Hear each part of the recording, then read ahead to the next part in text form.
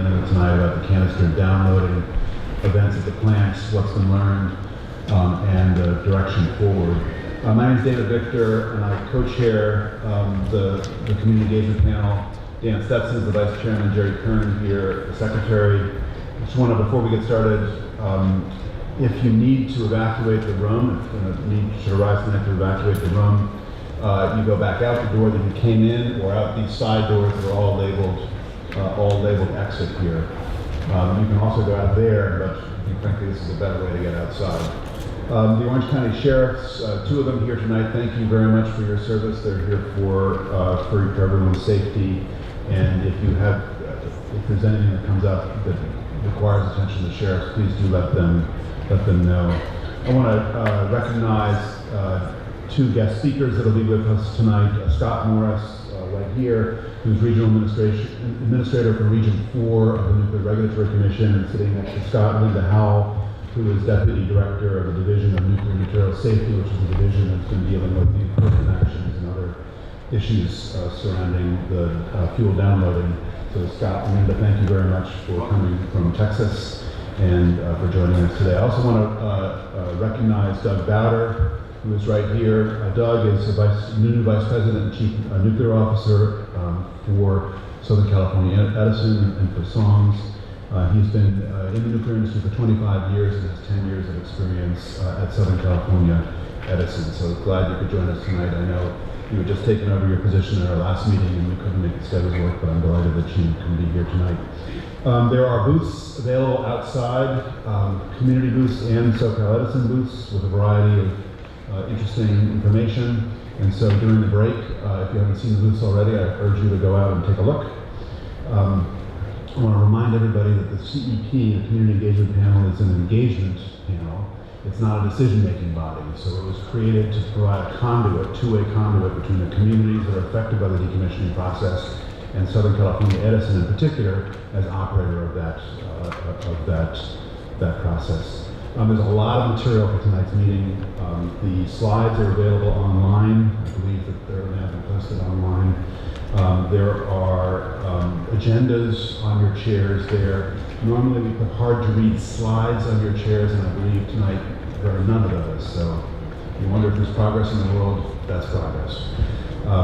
The meeting tonight is being live streamed on the site and will be archived on the site as well. I want to remind the panel members during the first part of our meeting, if you want to raise a question, please put your flag up like this so that I can see you and recognize you, and then please state your name for those watching at home and for the record. Dan and Jerry and I will call out a variety of action items that need to be followed up on. We'll memorialize all that. We'll say a little bit more about what's been happening in terms of getting concrete answers, written answers to a lot of questions that have arisen. I want to draw your attention to the agenda, which you have in front of you, but it's also magically going to appear on the screen. Oh, can you back up just one slide?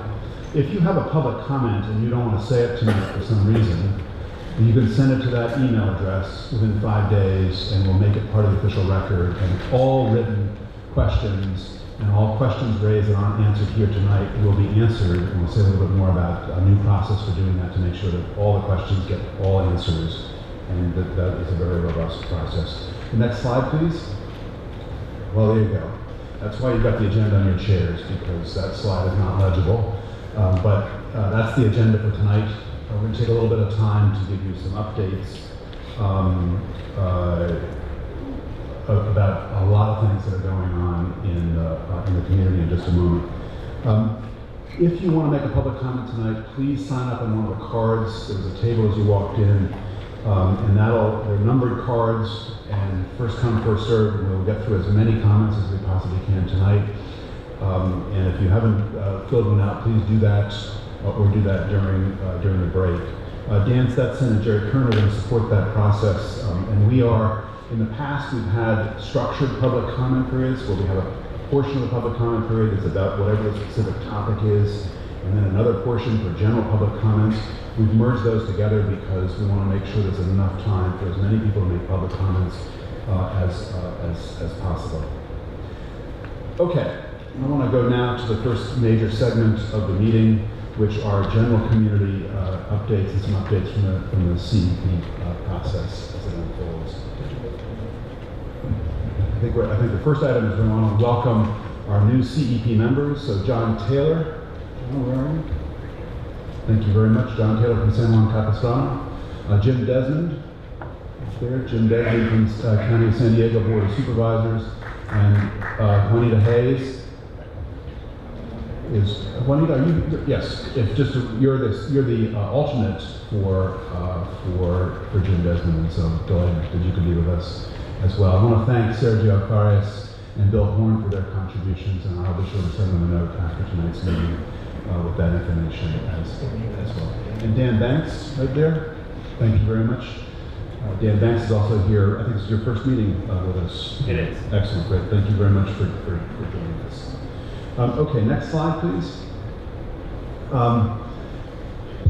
There have been a variety of efforts to engage local city councils, and I want to ask Jerry Kern if he could talk about what's been going on here and also make an offer to other city councils that might want briefings and other information. Jerry? Thank you. It wasn't me that scheduled this meeting on opening day. I just want everybody to know that. But the Dodgers won and Padres won, so yeah, so hopefully that's a good feeling for the rest of the day. Yeah, a few years ago when we first started this, I went out to a lot of the city councils, actually from here, Laguna Niguel, all the way down to Solana Beach and Del Mar to make presentations about what we're doing. I have contacted a few of the cities in North San Diego County. I haven't reached South Orange County yet, but actually to make that same offer. I went through about 5 or 6 city council meetings about 3 or 4 years ago. Obviously, there's been a change in administrations in all those cities, so we just make sure if those cities or anybody that would want a presentation from myself, and usually somebody from Edison will come with me, we'll make those presentations to those city councils. So I'm just making that offer, and we're laying it out there for anybody that would like to do that. So I've done it through San Diego Board of Supervisors, but that was about 3 years ago, and then everybody else we have that is an open invitation. So if you want your city to hear a presentation at your council meeting, just let me know, or go on the website and let me know, and I will be glad to come. Okay, thank you very much. I just want to also underscore that in addition to organizing that around issues specific to San Onofre, you did the same with Neil Driscoll around the new analysis of seismic risks in Southern California. I think that was very, very effective, so thank you very much. I want to just mention under the heading of activities by newly elected officials, my newly elected member of Congress, Mike Levin, has set up a task force to give him some independent information about San Onofre. I've spoken with Congressman Levin several times with his staff on a regular basis. I think his local chief of staff is here tonight. Kyle, there you go. Thank you very much. Glad that you're here. And we've certainly reached out to them and offered to meet with the task force as it gets settled. And I know you guys are still in the process of figuring out membership of that task force. So next slide, please. I want to ask Dan Stetson to say a little bit about where the California State Lands Commission and reef expansion process is going. Thank you, David. There's been 2 very important meetings over the last couple of weeks. The first one actually was on March 7th, and that was the California Coastal Commission, and they approved dramatic expansion of the Wheeler North Reef off of San Clemente. As you may recall, as one of the operating conditions for keeping the plant running, SCE agreed to develop an offshore reef, and they did. It didn't quite meet the minimum biomass required. It met quite a number of the other requirements, but that was one that it didn't quite meet. So Edison has agreed to invest another $20 million to virtually double the size of the reef, and that'll start taking place in May and through September. The second very important meeting that took place was on March 21st, and that was the California State Lands Commission. And as you know, we've been waiting for a couple of years for the environmental impact report to be voted upon, and so the State Lands Commission, who is composed of 3 individuals, the Lieutenant Governor, the State Controller, and the State Director of Finance, they met.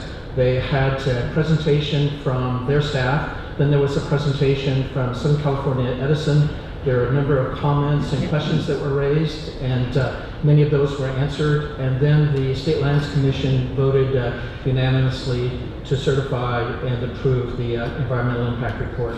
Next, it's off to the Coastal Commission for a coastal development permit.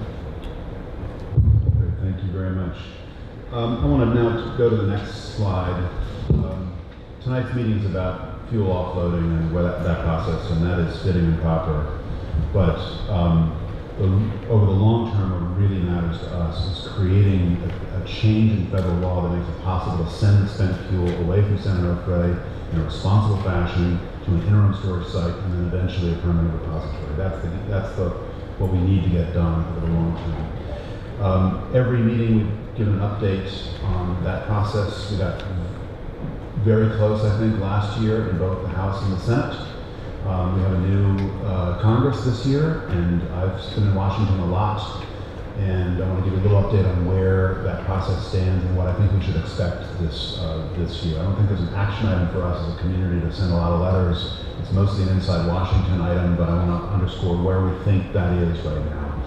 There are two main strategies for getting a change in federal law, and we need a change in federal law because current federal law is ambiguous about what would happen if we wanted to send spent fuel to an interim storage site, like in New Mexico or in West Texas. It's ambiguous about how that would be funded, about who would hold title to the spent nuclear fuel, and those things really matter because without clarity, we can't actually send spent fuel to those sites. There have been two strategies that have been pursued simultaneously. One strategy is to try and change federal law for the authorization process. That is the strategy that was followed last year in the House with a bill that passed the House but didn't even get an airing in the Senate. There will be another attempt at that in the House probably this fall. This spring, the House is busy doing other things, climate change, Green New Deal, a variety of other activities, but this fall it looks like there'll be an effort to at least talk again about a new version of what last year was called the S.O.N.G.S bill. One of the things that's very encouraging about that process is a lot more people are talking about all the other rules that you need to adjust, including the rules around which spent fuel gets sent first, which is very, very important for us because the current arrangements, although ambiguous, would send a shipment of fuel from this site and another site, and it could take forever to get the spent fuel out of here. So we're doing a lot of work to try and get the rules changed to put spent fuel from places like San Onofre that are decommissioned sites higher on the list. And the politics of that are complicated, but there's a lot of work underway. That's the authorization process, but nothing has happened by that mechanism in the Senate. In the Senate, there's been a very different strategy, which is trying to work through the appropriations process, and in particular because of Senator Feinstein and Senator Alexander, who have been enormous champions of consolidated interim storage and of getting funding for pilot projects at these sites that are emerging in Texas and in New Mexico.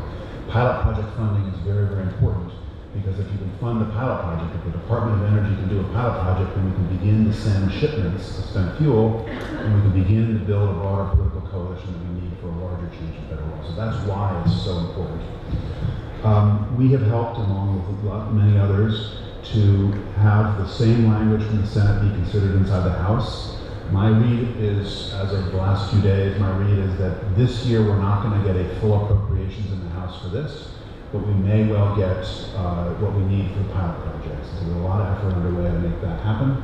I want to really applaud Senator Feinstein and her office, Congressman Levin and his office, Congressman Peters and his office, and Doris Matsui, Congressman Doris Matsui and her office representing Sacramento. They, among many others, have been enormously helpful in this. And so I'm encouraged.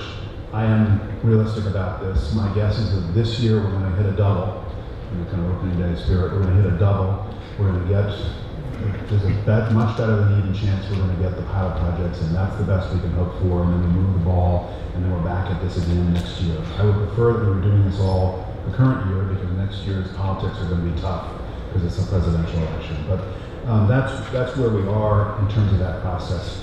I want to mention one other aspect of this, which is that if we are successful in getting one or more of these interim storage sites opened, we need a strategy for transporting the fuel from here to there.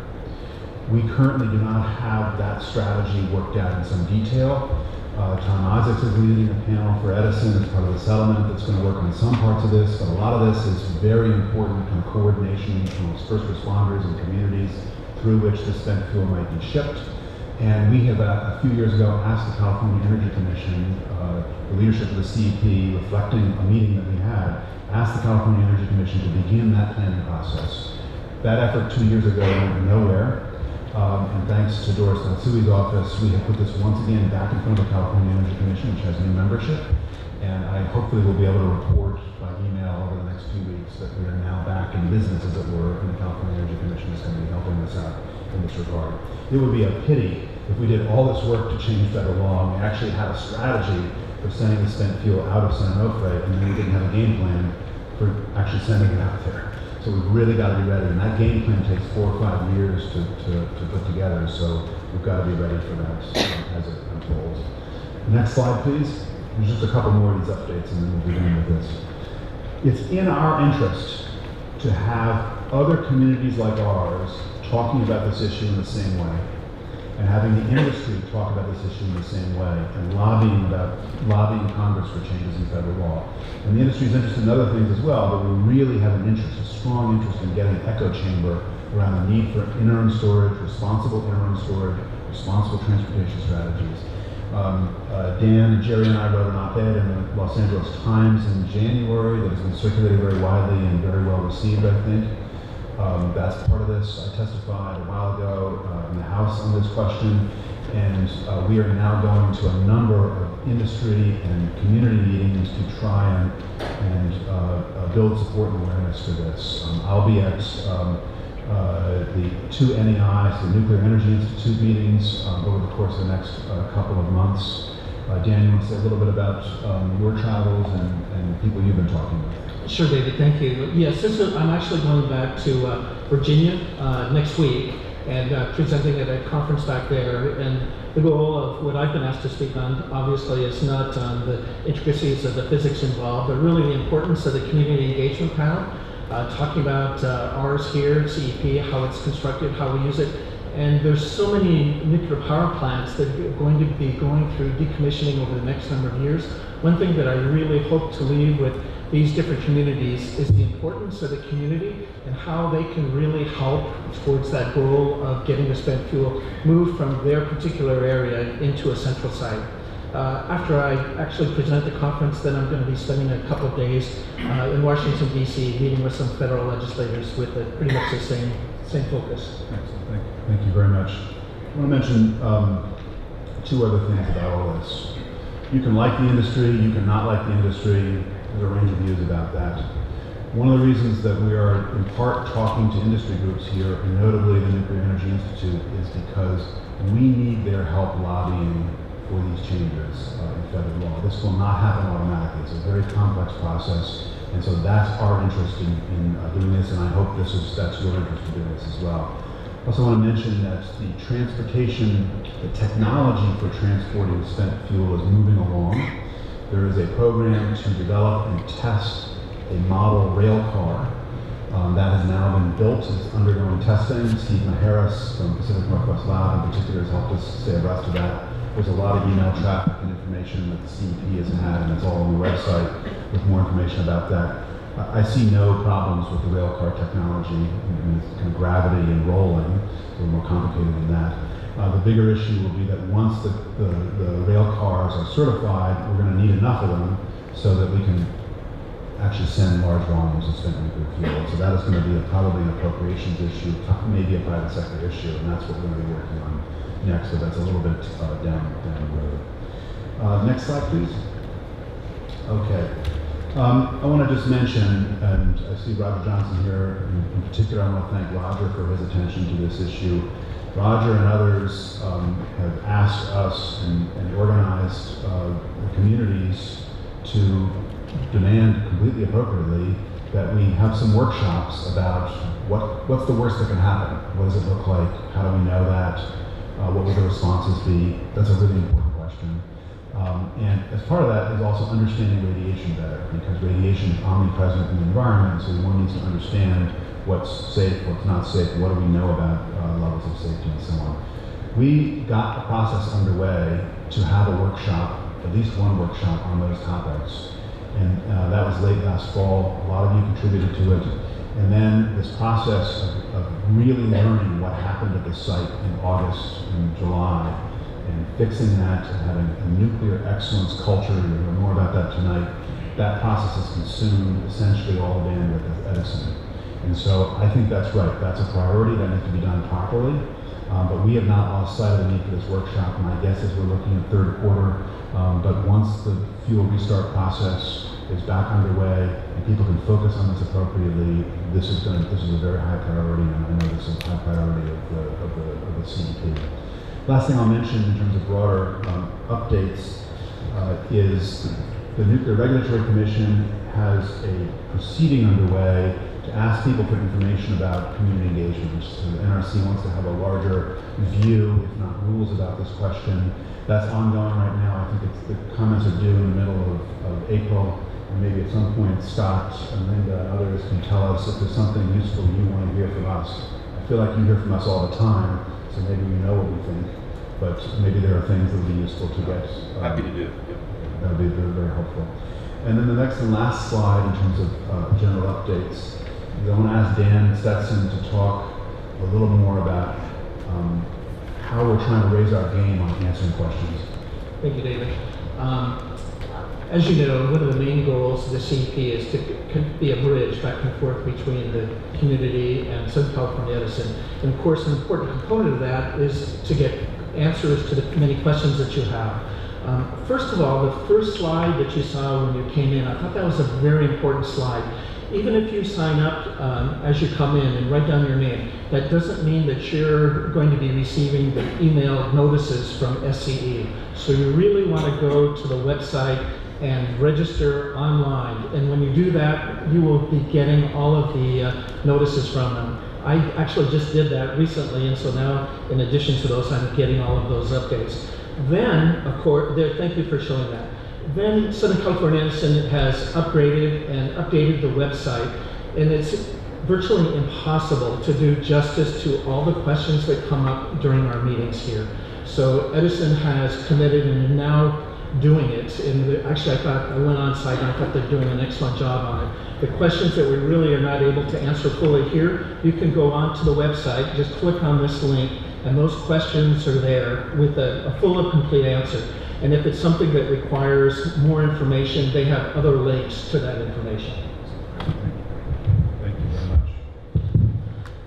Thank you very much. I want to pause for a moment and see if any of the other members of the CEP have anything they want to add by way of updates about what's happening. Tom? I would just mention, related to the environmental impact report that's been approved by the State Lands Commission, at the back of the package on slides 41 and 42, and I believe 43, shows the next steps and activities for the Coastal Commission. If we don't get that to that tonight to discuss explicitly, I want to make sure you're aware of that, please. It's an important process, and you need to be aware that it's ongoing. Thank you. Okay, excellent, great, thank you very much. And Stephen Harris just sent me a note telling me that the rail cars are actually in Pueblo, Colorado, going to testing right now. So there you go. There's another update. You want to know exactly where the rail cars are. Sorry this took such a long part of our meeting, but a lot is happening. In particular, I want to draw attention to what we think is going to happen this year. This is the most auspicious year we've had, I think, in the history of the CEP with regard to federal legislation. Next slide, please. I want to turn it now to Tom Palmisano, who's going to give an overview of what has been learned from this process with the downloading incident, what actions are being taken, not just technical actions, but management actions, and then what the future looks like. Tom, the floor is yours. Okay, thank you very much.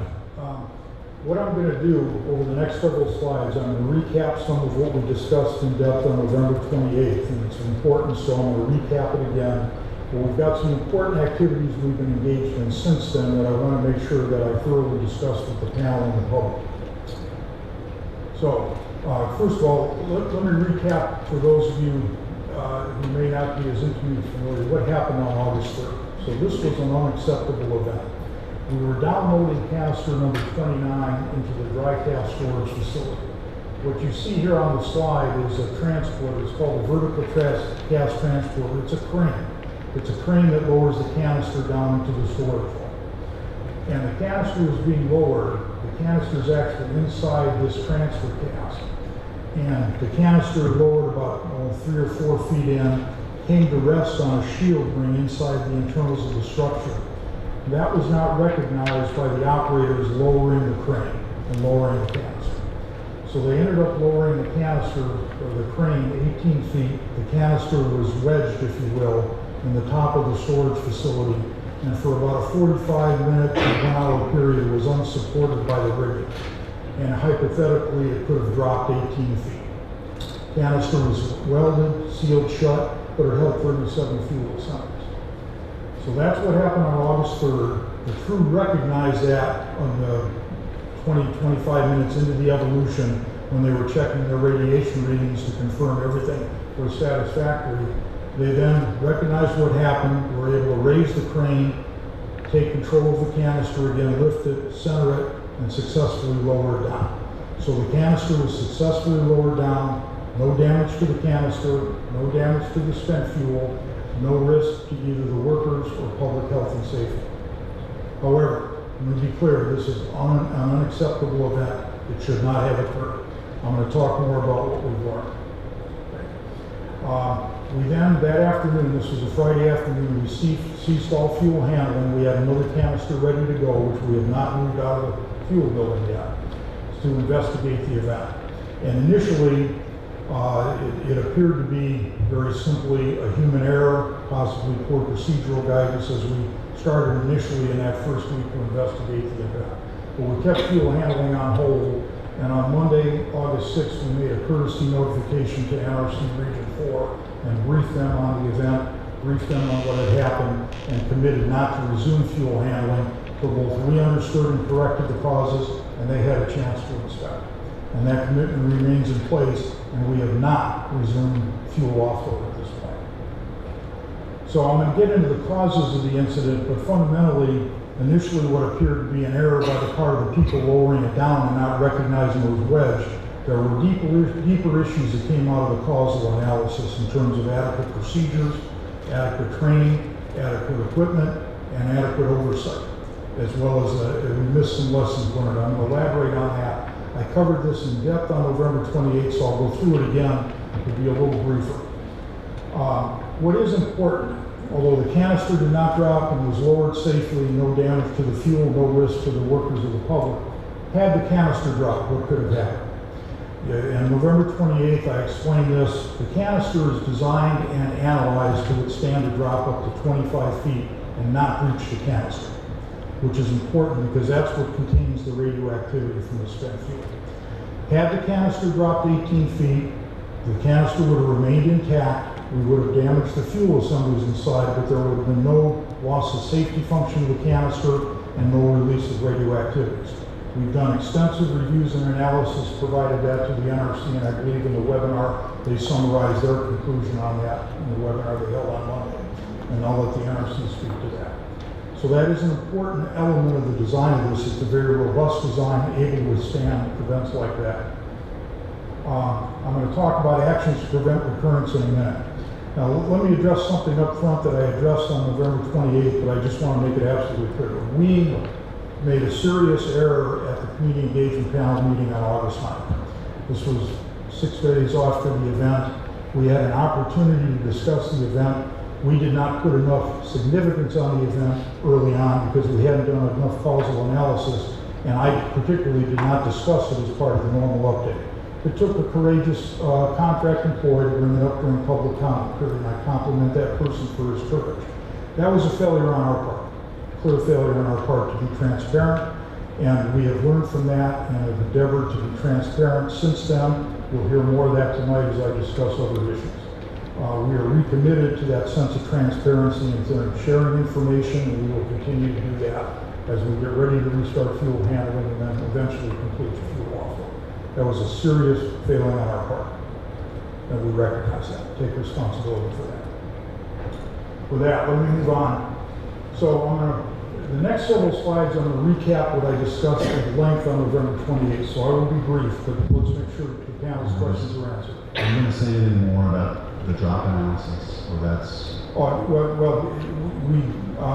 I think we've posted a redacted version of the drop analysis, but the drop analysis that showed the canister can withstand up to a 25-foot drop without breaching the confinement boundary We've had the analysis done by Holtec, we've reviewed it. We've had it reviewed separately by an independent engineering firm, and we've done multiple reviews on this, and it is a solid analysis that clearly demonstrates the canister. So I just want to underscore one thing about this, which is, because I've heard some things, a lot of things in the press about referring to another Nuclear Regulatory Commission analysis, which was about a different kind of canister, and I think the way that analysis was done was also misinterpreted.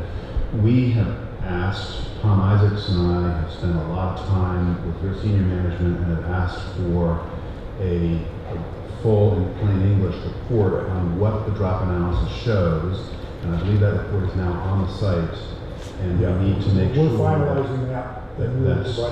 That's as part of the kind of going forward.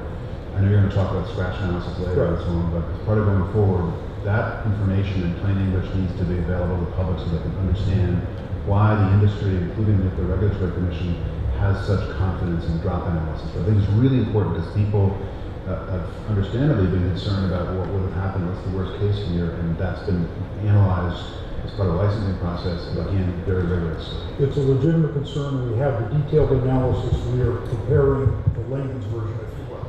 We'll make that available. Okay, again, recapping what I talked about in November.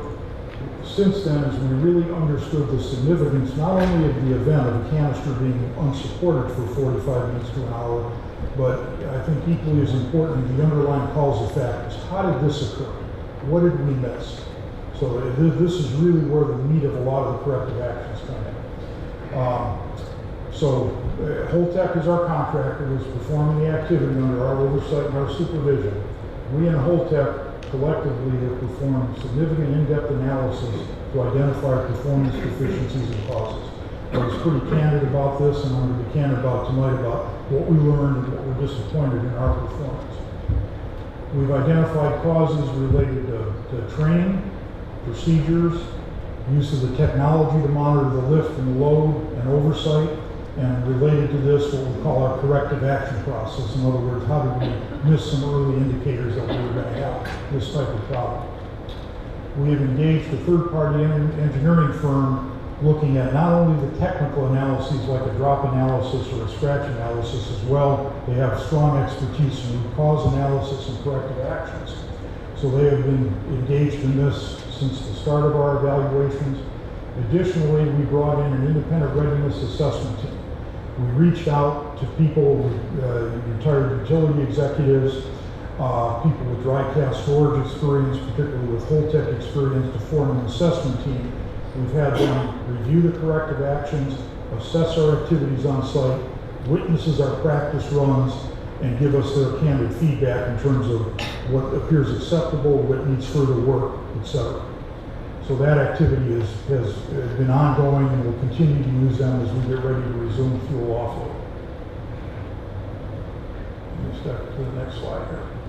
So I've used this graphic before as a way to kind of summarize the causal factors we found in the areas of training, equipment, corrective action, oversight, and procedures. So briefly, I'm going to walk through this again. Again, we had talked about this in some depth. I'll be glad to answer any questions for the panel. With respect to procedures, so we had started the fuel offload with a standard set of procedures that the vendor had used at their other sites, which may have been appropriate with a certain level of detail with experienced crews. But as we look at what happened to us, they really were weak procedures. They needed more information about critical steps, more explicit information about qualification of the people, load limits for the download to make sure we monitor the load to see if it were to hang up, we can see that early, and training on use of new equipment. We're the second site to use this system. The first site a couple years ago was Callaway in Missouri. We had gone to Callaway, seen their procedures, observed their activities, had Callaway on site. What we realized is we have a long campaign, about a year long, to load 73 canisters. Our procedures were not sufficient for that long a campaign, especially when we married it up with people coming in and out on the job periodically as they rotated in and out. So that was a key causal factor, and we have rewritten all the procedures. We have walked through these procedures. We have what is called a canister simulator that is basically a full-size canister filled with concrete, so we can go through all the activities and we have worked through all the new procedures with multiple observations to ensure the procedures are correct, they have the right detail, and the crews are comfortable that they understand the procedures. And when I get to training, I'll talk more about that. Also, we have an oversight organization. We, Edison, provided oversight to the contractor doing the work. We did not see some of these problems sufficiently to prevent this. So we've overhauled our oversight processes and procedures. We have put much more detail into our oversight processes and procedures in terms of what we do and accept with the contractor. And we've written very specific field performance guides for what we look at when we're in the field, whether it's in the spent fuel pool, watching put fuel assemblies in the canister, or watching the canister being transported or downloaded. So we've added considerable robustness and detail to the oversight procedures. So training goes hand in hand with procedures. When you think about having a trained qualified operator with a good set of procedures to perform the task successfully. So we've looked at training, and we've looked at the qualification of people who were involved in events and who have been involved in the previous canister loadings. And we revised the training programs to match the procedures and provide the more detail and specificity. So we've got a much more detailed and robust set of procedures, coupled with a more detailed training and qualification program. We have retrained all personnel involved: contractor personnel, Edison personnel, supervisory personnel, management oversight personnel. So we have all been trained in the more detailed procedures and on new equipment that I'll mention in a minute. Particularly, we retrained our oversight specialists. We looked at the oversight specialists we're using, which were experienced folks, but not necessarily enough experience, say, on a Holtec dry cast storage system. So we've changed the mix to bring in more specific experience. We have trained them in the revised procedures, and we're providing more oversight and supervision to our oversight people to make sure they're an effective barrier as they observe the contractor activities.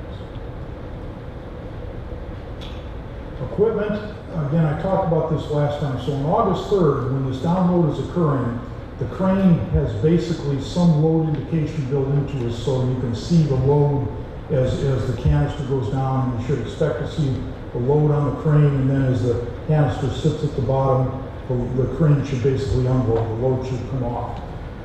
The system was not, I would say, user-friendly. You had to shift between multiple computer screens, and certainly not as accurate as we needed to allow the operator to be successful. Likewise, the other thing that was in place was a person up in a man basket as a spotter to watch the top of the canister go all the way down. Okay? So those were the two things in place to make sure the load was moving as we would expect. That did not work effectively. One of the key things, the spotter moved himself out of the direct sight of the top of the canister, well-intended, thinking he's minimizing his radiation exposure, but not understanding the importance of the visual monitoring of the top of the canister all the way down. So he was not in a position to see it stop and hang up. Likewise, the load monitoring was not user-friendly, if you will, to allow the crane operator to realize the canister was wet. So what we've done, a number of things. First, we now have a camera mounted with multiple people able to see the screen, so a camera continuously monitors the top of the canister. We're not relying solely on a person to watch the top of the canister. So we can observe downloading remotely. We have more people up around the equipment.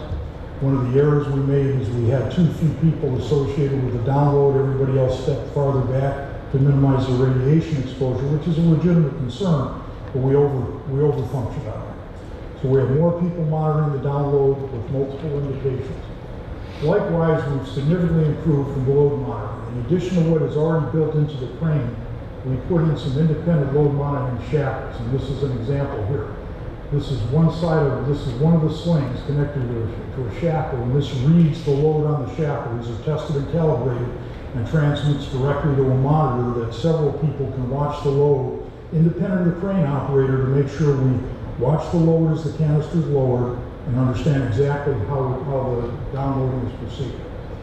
And even something as simple we picked up from Callaway, tie a rope on the top of the canister, and somebody stands there with a long length of rope in his hand and feels it continuously go down, follow the canister down. So we've got, that may sound a little hokey, but something that simple gives you yet another way to make sure you know the canister's moving, not just the crane coming down, but the canister's moving. So all those combined to give us significantly improved capability.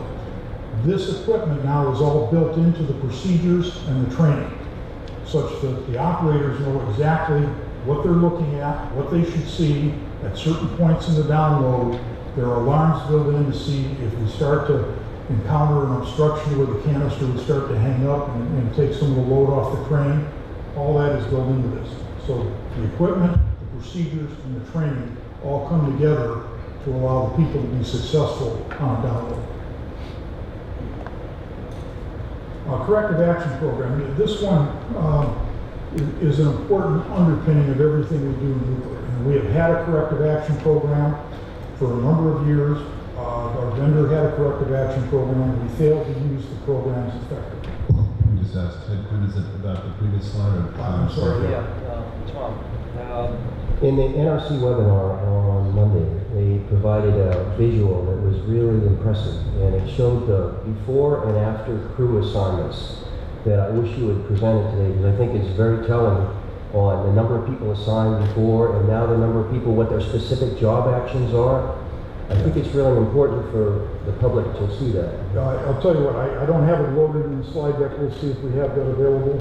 Okay. It is on our website. Yeah. Oh, it's on your website? Yeah, so at the break, maybe before the comments, I can have those two graphics. What it shows is during a download previously, we would have a number of people step a distance away from the canister, so there were just two people up there, the spotter and the crane operator, during the download, because radiation levels change as the canister goes down. And one of the things we do is try to balance radiation exposure by the number of people. We err. We in the contractor err to move too many people too far away. What Ted Quinn is talking about, this graphic shows what happened on August 3rd and before, when we had just two people at the crane during this evolution. We now have about 10 or 12, all in key positions, and basically, I'm not just the only spotter looking at it. There's multiple people with a television camera, the rope to know the canister is moving, etc. So we'll see if we can pull that graphic up. Very quickly, so safety is job one here. It's crucial. Who's paying for this now? Is this because Holtec didn't do it properly and they just are going to pay this cost, or who's Well, paying the cost? you know, ultimately, obviously, we have commercial issues with Holtec. And I don't get into commercial issues here, but in general, we have a contract that has certain requirements, and we will certainly do the right thing on behalf of our customers in terms of recovering costs for this. So that's really all I can say about that here. So corrective action program. So what a corrective action program is for is to take low-level issues and identify them and understand them and trend them before they become an event like occurred on August 3rd. What we failed to do in the first 28 canisters, the crews were having some difficulty. You know, it's not the first time. There's a tight fit to load a canister. Some interference occurs. You'll hear me talk about scratching later, where some rub and wear indications occur on the canister. But when the crews were having some difficulties, if they felt that it was not significant, they didn't identify it so we could learn from it. So that's a failure to effectively use what we would call a low threshold corrective action system that we had learned to do for years in operation. So that was one of the significant things as we look back, is why didn't we see these problems developing before they become an event? So what we've done is we've strengthened the application of the owner, and the licensee's corrective action program. The vendors will now use our program. End of discussion. The things will go in our program. We have more experience with it, quite frankly. We provide more oversight to it, and we have failed to do that, relying too much on the vendors program. So we've strengthened that. We've trained all of our people about two aspects. One, proper use of the corrective action program, and then specifically lessons learned from August 3rd. July 22nd, you may remember I talked about, was a precursor event. A canister did not get hung up and not supported, but they had considerable trouble downloading, where they would contact it, have to lift it, recenter it. That's the type of thing we didn't capture and understand on July 22nd that may have prevented the August 3rd event. So that's the intent behind this. And as I said, we've retrained everybody on the corrective action program, appropriate use, the appropriate threshold. And then oversight. So this is both the technical people who provide oversight as well as the management oversight. So we've significantly enhanced the oversight organization. We've brought in more people with more fuel handling experience. As I said, we've revised their training procedures. We've done a rigorous review of contractor procedures, and we've strengthened senior management.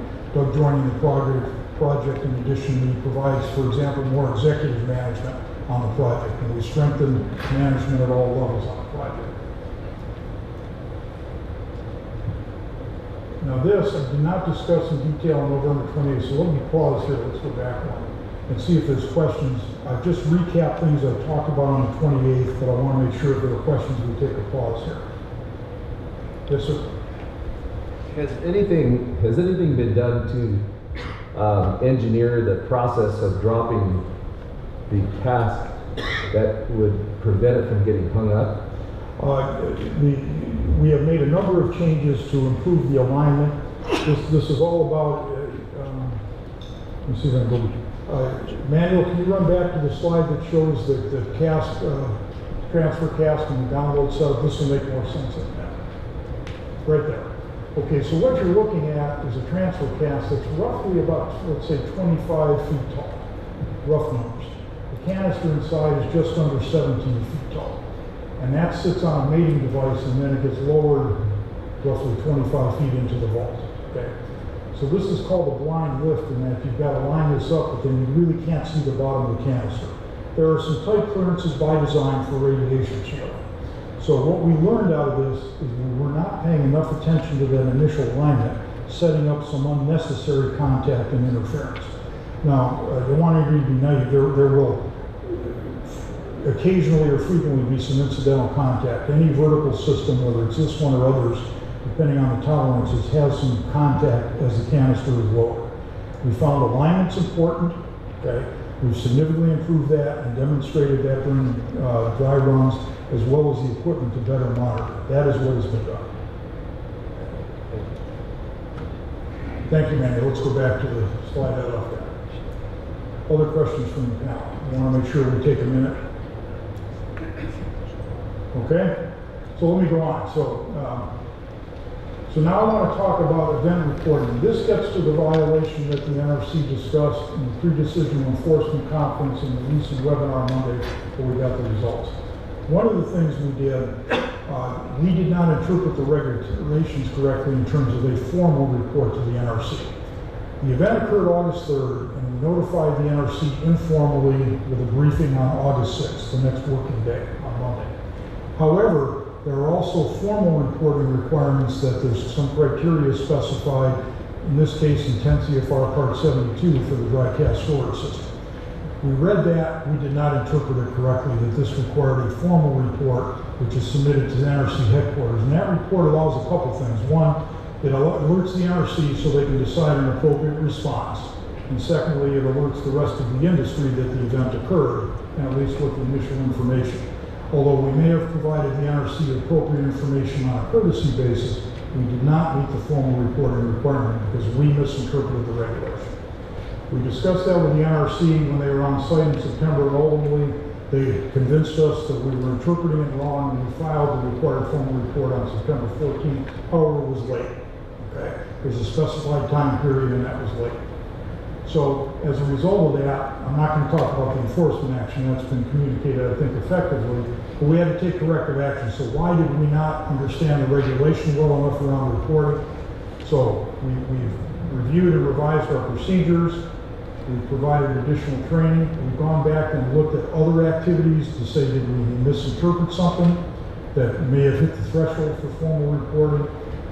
After the training, we've tested our people, and we will retrain regularly on this. The other thing you've seen since then, again, with what we learned out of this, we have now made several other reports. This is basically adopting a better attitude that if we're in doubt, we're going to report it. We can always retract it if it doesn't meet the criteria. So we have fixed this issue, but that's what was behind the failure to make the formal report. So basically everything I covered on November 28th, so I just briefly recap. So let me talk about some important things. And I want to take some time on this because we've continued through some of the corrective action reviews to find some issues at varying levels of significance, but it's important in the effort to be transparent that we talk about those.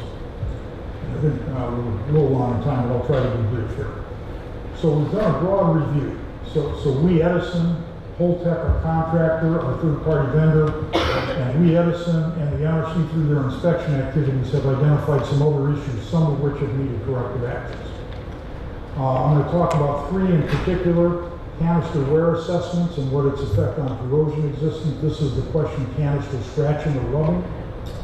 Secondly, one of the reports we made was related to this high port crawler transporter haul path, and I'll explain that. And another report we made, and the last one we'll retract, is size and qualification of the vertical cast transporter, that crane that you saw a picture of. So canister wear assessment, this has gotten a lot of interest, both from us, from the NRC, and I think from the public. What happens when these canisters are downloaded, there are some incidental contact that will create wear marks or scratches on the outside of the canisters it's downloaded. This canister weighs 50 tons, it's downloaded. It has tight tolerances, not just in the shield ring at the top, but in the sizing constraints, and it will make some side contact as it slides down. So the question is, are those significant? And what do they mean in terms of the safety capability of the canister, both now and in the long term with corrosion resistance?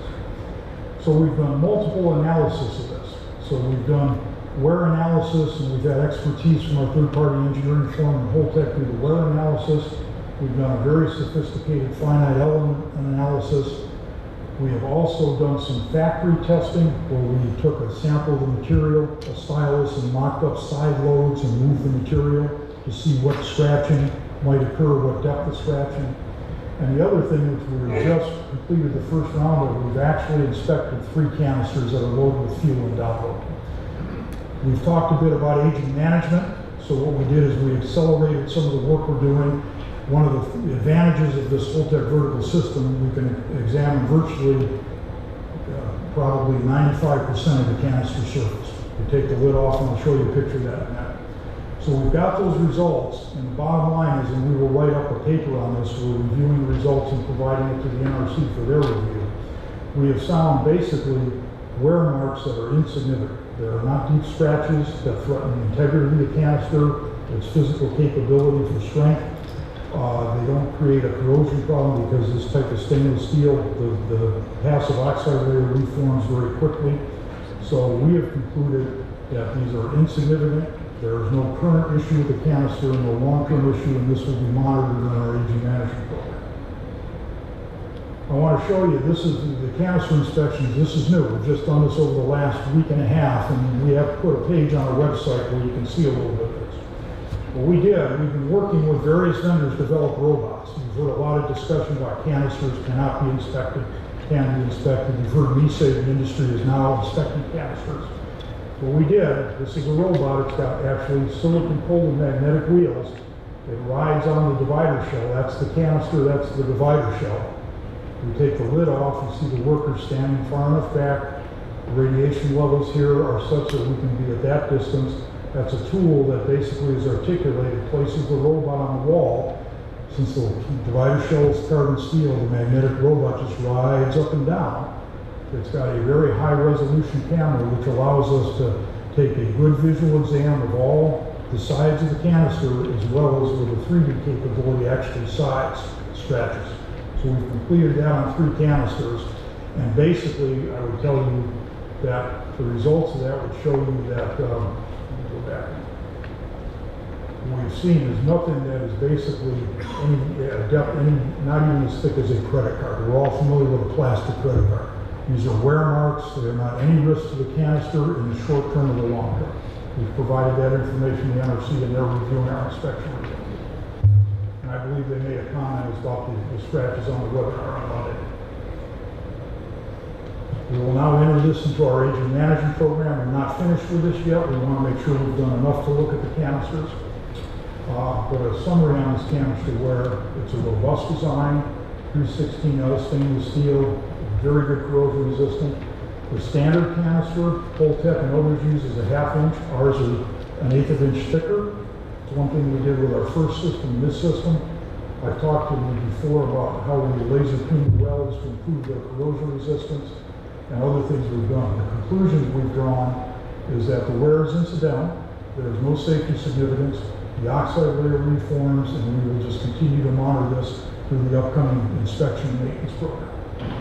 This is important, so let me see if there's a question. I'll pause for a moment. I know I'm not to the time, but I was going to see if there are any questions about this because there have been two issues in the news a lot. One of them is about the drop risk. Right. And one of them is about the scratches or gouges or incidental contact or whatever word people want to use. But that's what this wear assessment is about. So are there any comments, Ted Penn? Yeah, Tom, can you inspect, you inspected 3 canisters? I'm sorry. You inspected 3 Yeah, we canisters? suspected the one in the August 3rd event, the one on July 22nd, similar issue, and then the third. Okay, so I was interested how you picked the 3 canisters out of the So 20. that's how, the one that got hung up, okay, the one on July 22nd that had multiple attempts to download before it was successful, and then a random third canister. Okay, were you planning on inspecting any others? We haven't made that decision yet. We're evaluating the data. Realize for the whole tech system, we're going to put in place the inspection maintenance program in the fall of 2020. That will identify periodic canister inspections. Will this equipment be used in that? Oh, this is better equipment. Yeah. This is stuff we've developed over the last year. We've not had an opportunity to come in and show you With the every- capability. With that one or with? You're working directly with GE. EPRI was on site observing this, so we are, at a future meeting, I'll give you a full discussion of this development of inspection and someday mitigation, but we've worked with EPRI, we've worked with both vendors, Holtec and Transnuclear, which is the horizontal system, as well as other utilities. Okay, so I want to say 2 more things about this. One is that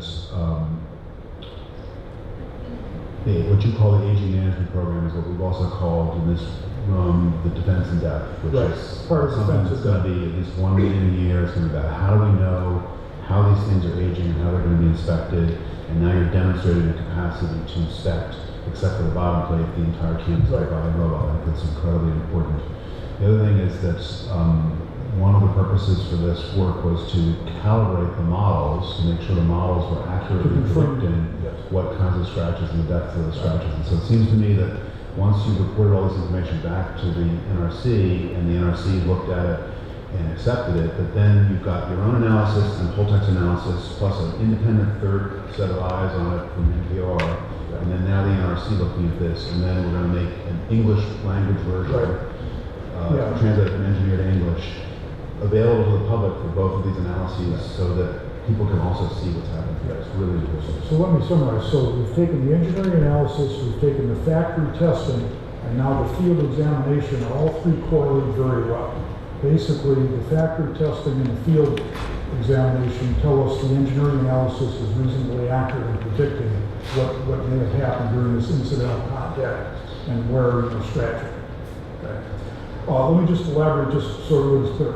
Aging management program is required after the first 20 years by the NRC as part of the license renewal for the system. We are preparing that for the AREVA system, which is coming out as a 20-year plan. The inspection and maintenance program will go in place in 2020 for the Holtec system, the commitment we made to the Coastal Commission for an early program. All these programs basically sample canisters to monitor them over time. So that's what you'll hear more about in the future. We should let you go on. Yeah, thank you. The high port crawler transporter hull. This is an issue we found in doing some of what we would call an extended condition review. Once we looked at the difficulty we have with downlighting and the problems with the procedures and the training, we asked ourselves, what else may be out there in this system that we have not looked at thoroughly?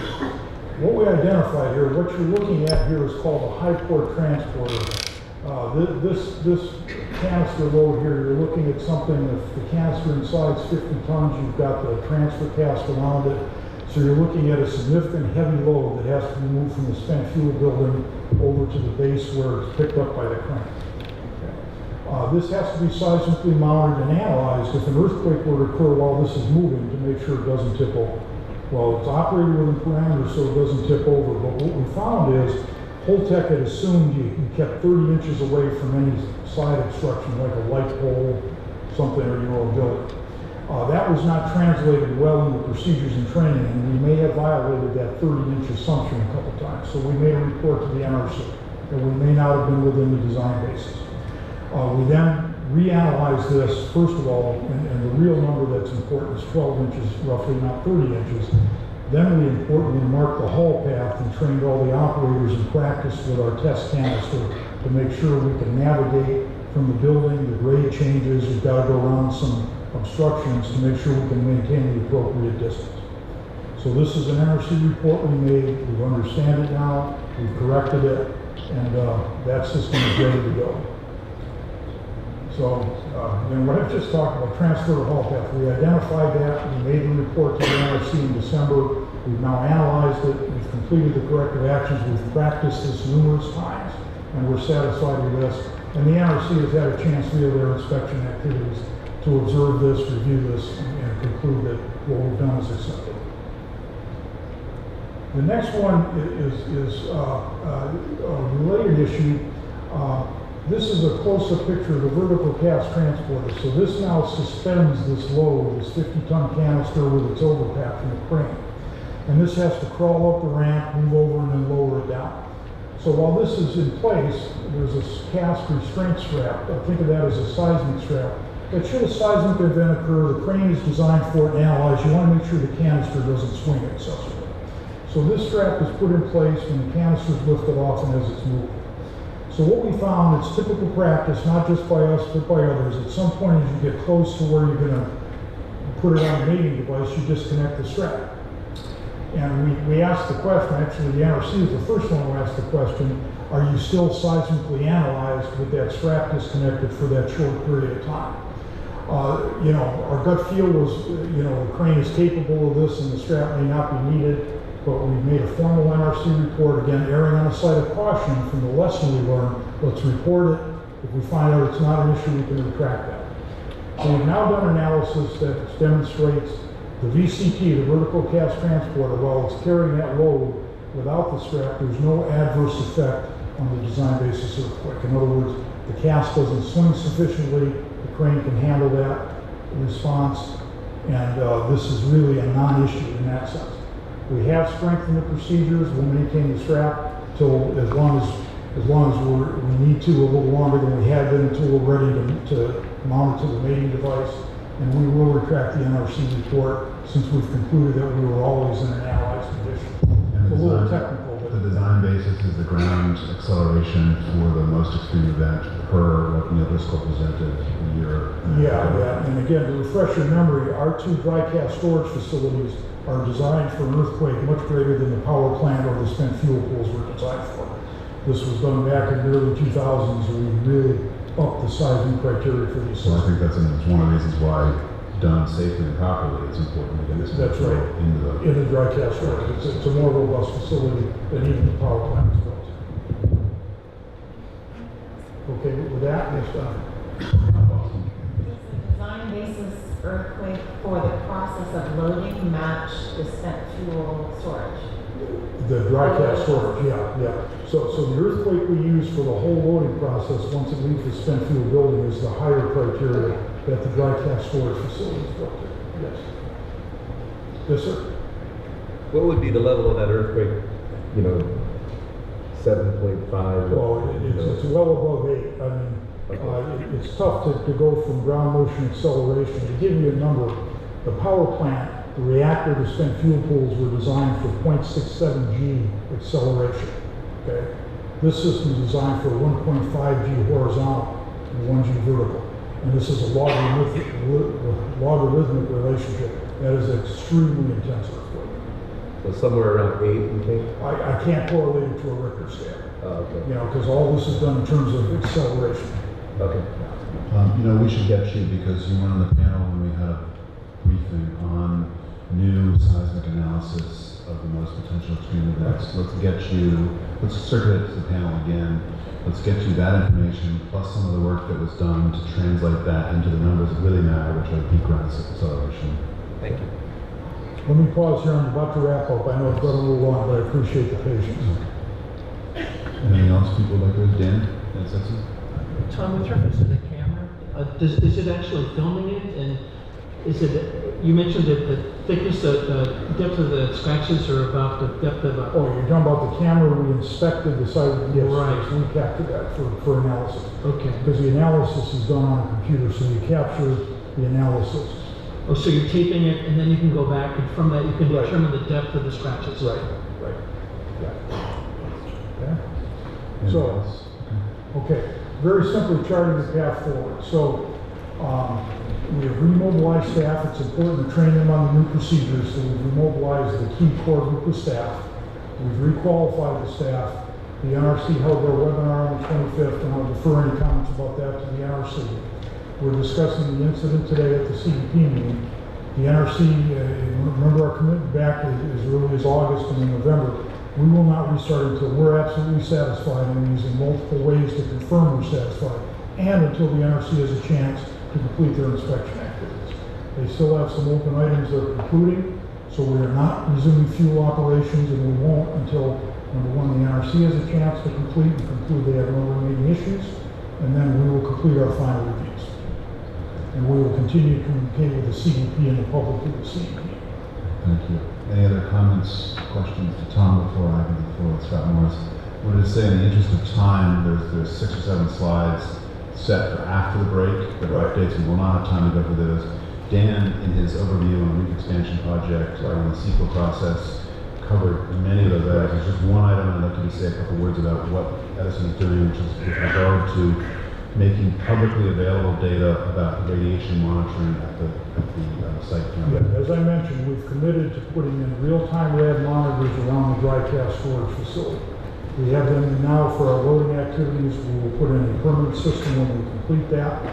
We are working with an appropriate local agency such as Orange or San Diego County to feed the data to, so they have real-time access to that, and working on some frequency of reporting to the public. Thank you. I think we almost sent the regional. That would have been embarrassing, wouldn't it? Or the chair didn't go through, which would be bad form. And with that, I'd like to give the floor to Scott Morris. Scott, your organization had a very informative webinar, and the slides from that webinar we circulated in the CEP and are posted also on sciencecommunity.com. Tell us a little bit about what you've seen and what we should expect going forward. Okay, well, thanks again for having me. For those of you who were here on November 28th, I happened to be here for that meeting as well. So I'll just remind you, it's good to be back. I'm from this area. I went to San Diego High School. I graduated in 1981, and I still have friends here, and we come here to vacation. So it's great to be back. Glad the Padres won 2-0. We've had a tough couple of years. So yeah, good start. I don't have any slides. I just want to kind of go through this verbally over the next 10 to 15 minutes. Hopefully help clarify what we've done, where we're at, and where we're going. And then I know there's an opportunity perhaps to answer some questions. So I want to make sure we leave time for that.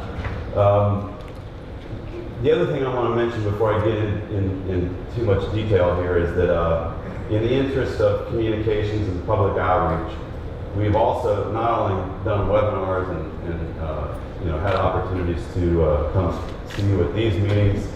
I've also taken the opportunity to meet with Congressman Levin, and I met with him personally in his office in DC 2 weeks ago today, I guess. I also met with the staff from Senator Feinstein Harris's office, and again this morning I met with Kyle and the team in the Congressman's district office here in Oceanside.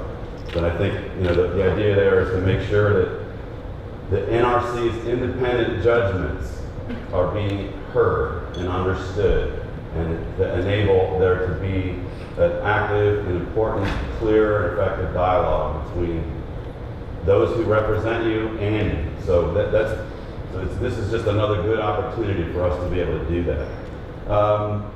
Couple other things. I want to just explain very briefly. So Linda's our deputy director for our division who looks over the nuclear material safety in our region. Region 4 is a very big region. It's essentially everything west of the Mississippi River all the way up to Hawaii and up into Alaska. So we have a big geographical territory. We only have a handful of inspectors who do ISPC related work. And we've been all in on this issue. The staff that Linda has in our Region 4 office, which we're based out of the Dallas-Fort Worth area, have been all in on this San Onofre issue since the August event. So much so that we've relied on our other 3 regional offices, 2 in particular, to help do the other ISPC related inspection work that we have to do at the other 11 power reactor sites, actually more than that, because there's other decommissioning sites in our region. So I just want to assure you that we, the NRC, have been very, very focused on this issue, dedicated resources, working not only with our folks in our regional office, but also our technical experts back in our headquarters office. And just a note on that, the headquarters office that we have, which is in Rockville, Maryland, just outside of DC, they're the ones that set the policy, they're the ones that make the rules. Period, end of sentence. Next paragraph. The regional offices, of which I am the administrator for our Region 4, we're the ones who do the inspection, the oversight, and the enforcement. So we don't make the rules, we enforce the rules. So if anybody has a concern about the adequacy of our rules, there's an absolutely well-defined process to get that input into the agency and get it considered. But that's not our office, that's the headquarters office. And if anybody has an interest in doing so, please see me after.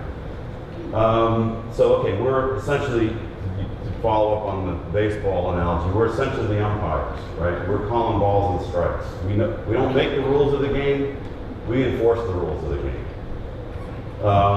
We strive very, very much to share the information as clearly and as timely as we possibly can. And that's why we have actually leaned forward. The webinar that we had, that was the first of a kind. We had never done that before. That webinar that we did back in November was a first for us. And so it was a trial run, but it was important that we did that because we wanted to get what we learned from our special inspection in your hands to know, so you know what we know and what we think about it as soon as we possibly can. That's why we did the webinar. It turned out, I think, to be pretty successful. We'll probably keep doing it. We have not foreclosed on having a town hall meeting here, just our meeting, not a community engagement panel with you all. We've not foreclosed on that. It's logistically difficult. I've talked to the congressman about it.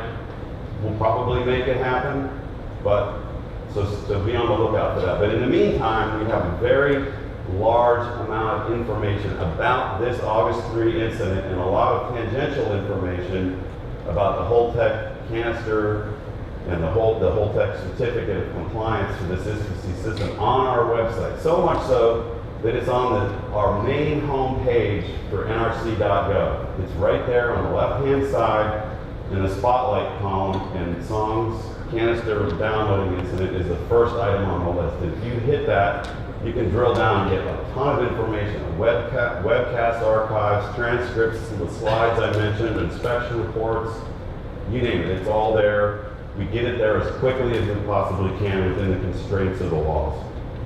Okay, so I just wanted to be clear, we're trying to be as open and clear as we possibly can. We do inspections, obviously, and they're never actually done.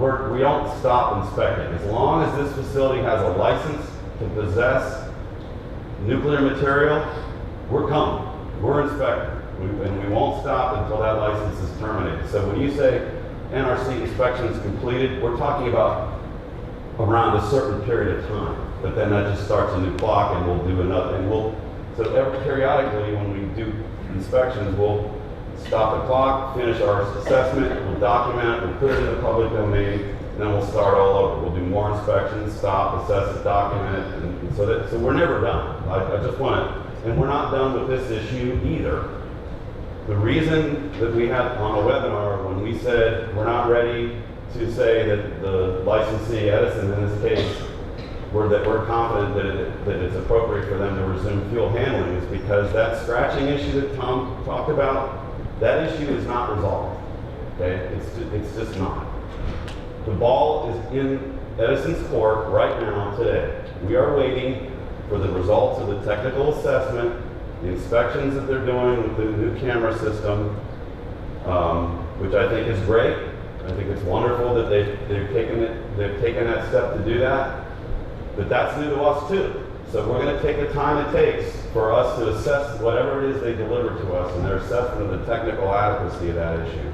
In addition to that, there are there are regulatory matters associated with how that technical analysis gets reviewed, and is it appropriate to make that analysis without prior NRC approval, or is it something that they can do legally without prior NRC approval, but for which we would subsequently inspect and assess? So there's the technical issues and there's those regulatory process issues. I will say, and when Linda said this at the webinar, I don't believe, we collectively don't believe this is a safety issue. We just don't. We do think and do know, however, it is a regulatory compliance issue. And until that regulatory compliance issue is resolved, we're not going to stand here and say it's appropriate to continue to move fuel, period. Okay, so that's where we're at. I'm trying to be honest. I'm not going to equivocate on that at all. I want to point out we have also worked again with our folks back in headquarters who actually issued the certificate of compliance for the whole tech canister system, because that system is in use, as Tom pointed out, at another plant in my region in Missouri. But it's also the fundamental basis for the consolidated interim storage facility that David mentioned earlier that's going to be sited in New Mexico. It's fundamentally the same system. So we're also working closely with them to share that information so that we're all on the same page technically, to make sure that, you know, this is whatever is learned here at San Onofre is transmitted effectively to the rest of the fleet, and particularly to the license application that's in-house by Holtec now for the interim storage facility. Okay? So I wanted to emphasize that. Back on inspection reporting, when Linda led the webinar on Monday, one of the things she talked about, in addition to the enforcement activities, was the fact that we had been doing these ongoing inspections. And there are things that we have identified subsequent to the pre-decisional enforcement conference, that one of which is the scratching piece, but there are other pieces, other issues. Some of the ones that Tom mentioned that they reported to us that were subject to inspection, and we shared the results of that during the webinar. But we have yet to document the report of our findings. So you don't have an artifact in your hands that you can point to right now that explains how we identified, assessed, reviewed, and dispositioned those issues. We talked about them, but there's no report yet. It takes time to process that, get the concurrence, get the lawyers, you get it, right? I mean, it takes time. We are a federal agency. So that report, I'll put Linda on the spot. I think that report will be out sometime in mid-April, right? Okay, so that, be looking for that. In addition, this scratching issue, that won't really be closed out in that report. Why? Because we still don't have the information we need, and we have to cut off the reporting period and issue a report, because we want to get that information in your hands as soon as we can. So there will be additional documented information to address the scratching piece, but as soon as we render a position on that, we will reach out. We will be proactive in sharing what we learned and what we believe and what our final judgment on that matter to you just as soon as we possibly can. Back on the enforcement, for those of you who weren't on the webinar or haven't seen the documents on our website about the enforcement action, I want to make one point very clear. We have a well-established enforcement policy. There's severity level 1, 2, 3, and 4 violations we can issue, some of which, the more significant of which, we can issue civil penalties, right, fines. There were 5 key violations issued during the special inspection we did back in September, 3 of which were our lowest severity level. They were level 4s. They were documented in the inspection report as such, right? And the licensee is obliged, Edison is obliged to address those issues to our satisfaction and subject to our future inspections, which we have done, okay? The remaining 2 issues were potentially much more significant, and that's why we had a pre-decisional enforcement conference in January. Again, publicly observable, documented and archived on our website. You can go back and watch it tonight if you want. And that was Edison's opportunity to explain to us, hey, do you agree with these violations? And if so, why did they happen, and what are you going to do to fix them, right? And so that was the point of the January enforcement conference. We then take our time to consider the information we've gathered through our inspections, through the information gleaned from Edison during that meeting, and render a final enforcement decision consistent with that policy. And where we came out, frankly, was unprecedented for an interim storage, spent fuel storage installation. This agency, to my knowledge, has never issued a violation of a severity level 2 violation, ever, period. So this is a big deal. And that's also why, and the civil penalty that went along with it, just further affirms the significance of this matter. You might ask, well, why wasn't it a severity level 1? Well, that's because there was no actual consequence, right? The canister didn't actually drop. It could have. The potential was there, but it didn't happen. If it had, I bet my next paycheck, it would have been a severity level 1, which would have been much more significant. But again, the violations that we issued were unprecedented in their severity level for an instance. Okay? To make that point. When it comes to scratching, I talked about it a little bit, and I just want to kind of follow up a couple points on that. Scratches are not uncommon. In fact, they're expected to a certain degree.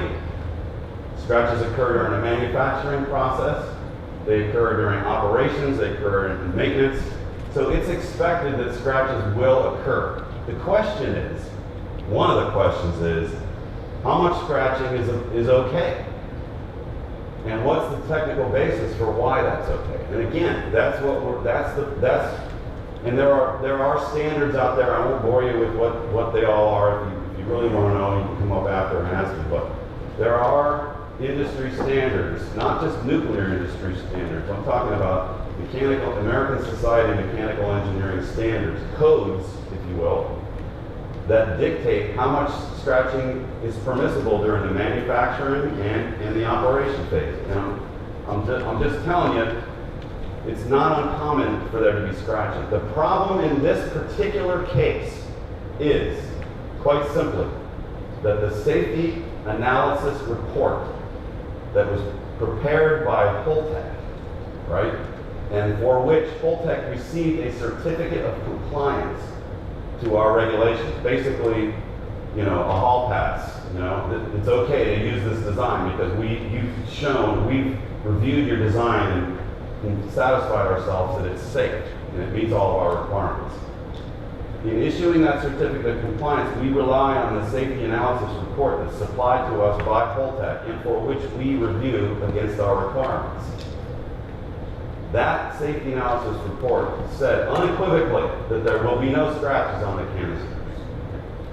Okay? That's what it said. It's when the NRC relies and makes a safety decision to issue a license, or in this case a certificate of compliance, we expect that the documentation in there to be accurate and to be appropriate and technically justified, right? What we learned was what we know now is that FSAR document that was issued by our friends and colleagues in headquarters, and now we're out here, being the umpires and enforcing those requirements. What we found is there was an inconsistency. The safety analysis said one thing, but reality was something different. Now we know in reality, scratches can and will happen, and that's okay up to a point. But what we don't know is what the actual scratches were, what actually gouging or wear marks actually were incurred on the 29 canisters that have been downloaded already. We don't know. Formally, we don't know. We've had some informal dialogue. We don't know formally. We haven't done an independent technical judgment of that yet. So the jury is out, so to speak, on whether or not that technical basis for why scratching is okay to change that safety analysis report language from no scratching to some scratching. That needs to get rectified. That needs to get resolved, remediated, addressed, whatever word you want to pick, so that to our satisfaction, before we're prepared to say, you're now in compliance, you can move forward. Okay. That's where we're at. That's fundamentally where we're at. So Linda and I effectively are sitting back in our offices with our arms crossed, waiting for that information so that it can be reviewed. And we will work with our folks, our colleagues in headquarters, because they're the ones that ultimately approve the design. So we obviously need to work closely with them. So again, until the compliance issue is resolved, the fuel handling is not going to happen. Thank you very much. That's enormously helpful. I want to make sure there's time for members of the panel to ask questions. I've got a few, but I'm sure there are others. Tedman? Scott, I'd like to understand what was a question for Linda, I think, on Monday, and it had to do with your future path of increased, what do you call it, increased oversight from the staff. I think everyone in this room wants to know what you're going to do to provide more assurance that this won't happen again. Yeah. Thank you for that question. I appreciate it. I meant to cover that. So we do periodic inspections all the time on a specific frequency at all of our licensed facilities, right? We have limited resources, obviously. Nobody has infinite resources. So but we have enough resources to do periodic inspections of these facilities across our region, okay? When things happen, when we get reports from licensees about things that happen, we will ramp up and do more inspections. So there's what I'll call, it's not the right terminology, but there is a baseline inspection program that we always do. Then there are reactive inspections that we do when things happen to meet certain criteria, which is what we did in September when we had the special inspection team. And when there are special evolutions happening or special focus areas like this one clearly is, we will dedicate and find ways to spend more time and energy and resources to be here when safety significant activities are ongoing, right? So that's why I said we're diverting resources from other regions to cover our other 11 sites while our guys are focused on this. And we're going to keep, if and when the fuel handling resumes, we'll be there, we'll be watching.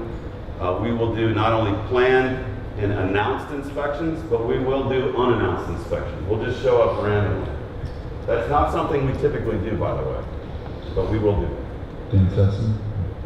Thank you. Scott, I know before Southern California Edison started actually moving spent fuel, they went through a number of dry runs that you inspected and approved. And all of these improvements, I mean, going from Let's just be clear. We didn't approve it. We inspected it to make sure that what they were doing was consistent with their procedures and our requirements. It wasn't, we don't approve it like, that's just, I'm just being picky about the words, I'm sorry. Okay, well, maybe that would help me to understand. I mean, any of these new improvements which have just been established, some of them seem pretty obvious, and I wonder why none of those were required by you previously. So, it's a good question, and thanks for that, I appreciate that. So, our fundamental, the way we operate, it's a poor analogy, but I think it's helpful in this case, is everybody has a driver's license, or most of you do, and you make application with the DMV, right, and you demonstrate that you have the knowledge of the rules, you know the rules of the road, you know how to operate a motor vehicle safely. So you take a written test, etc. But you also have a performance test. Somebody gets in the car with you and you drive around and they watch how you operate the vehicle. Well, it's the same thing, right? I mean, it's fundamentally what we do, but when you get the license, it's fundamentally your responsibility as a motor vehicle operator to operate that vehicle safely and in a manner that's consistent with the rules of operating, on the highway roads and highways, right?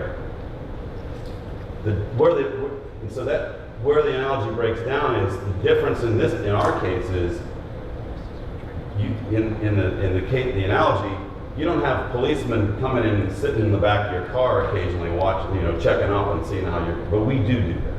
Now, to your specific question, we do what's called performance-based inspections. What does that mean? And I don't mean to confuse people. We don't do compliance-based inspections, which is, okay, here's a list of all of our requirements.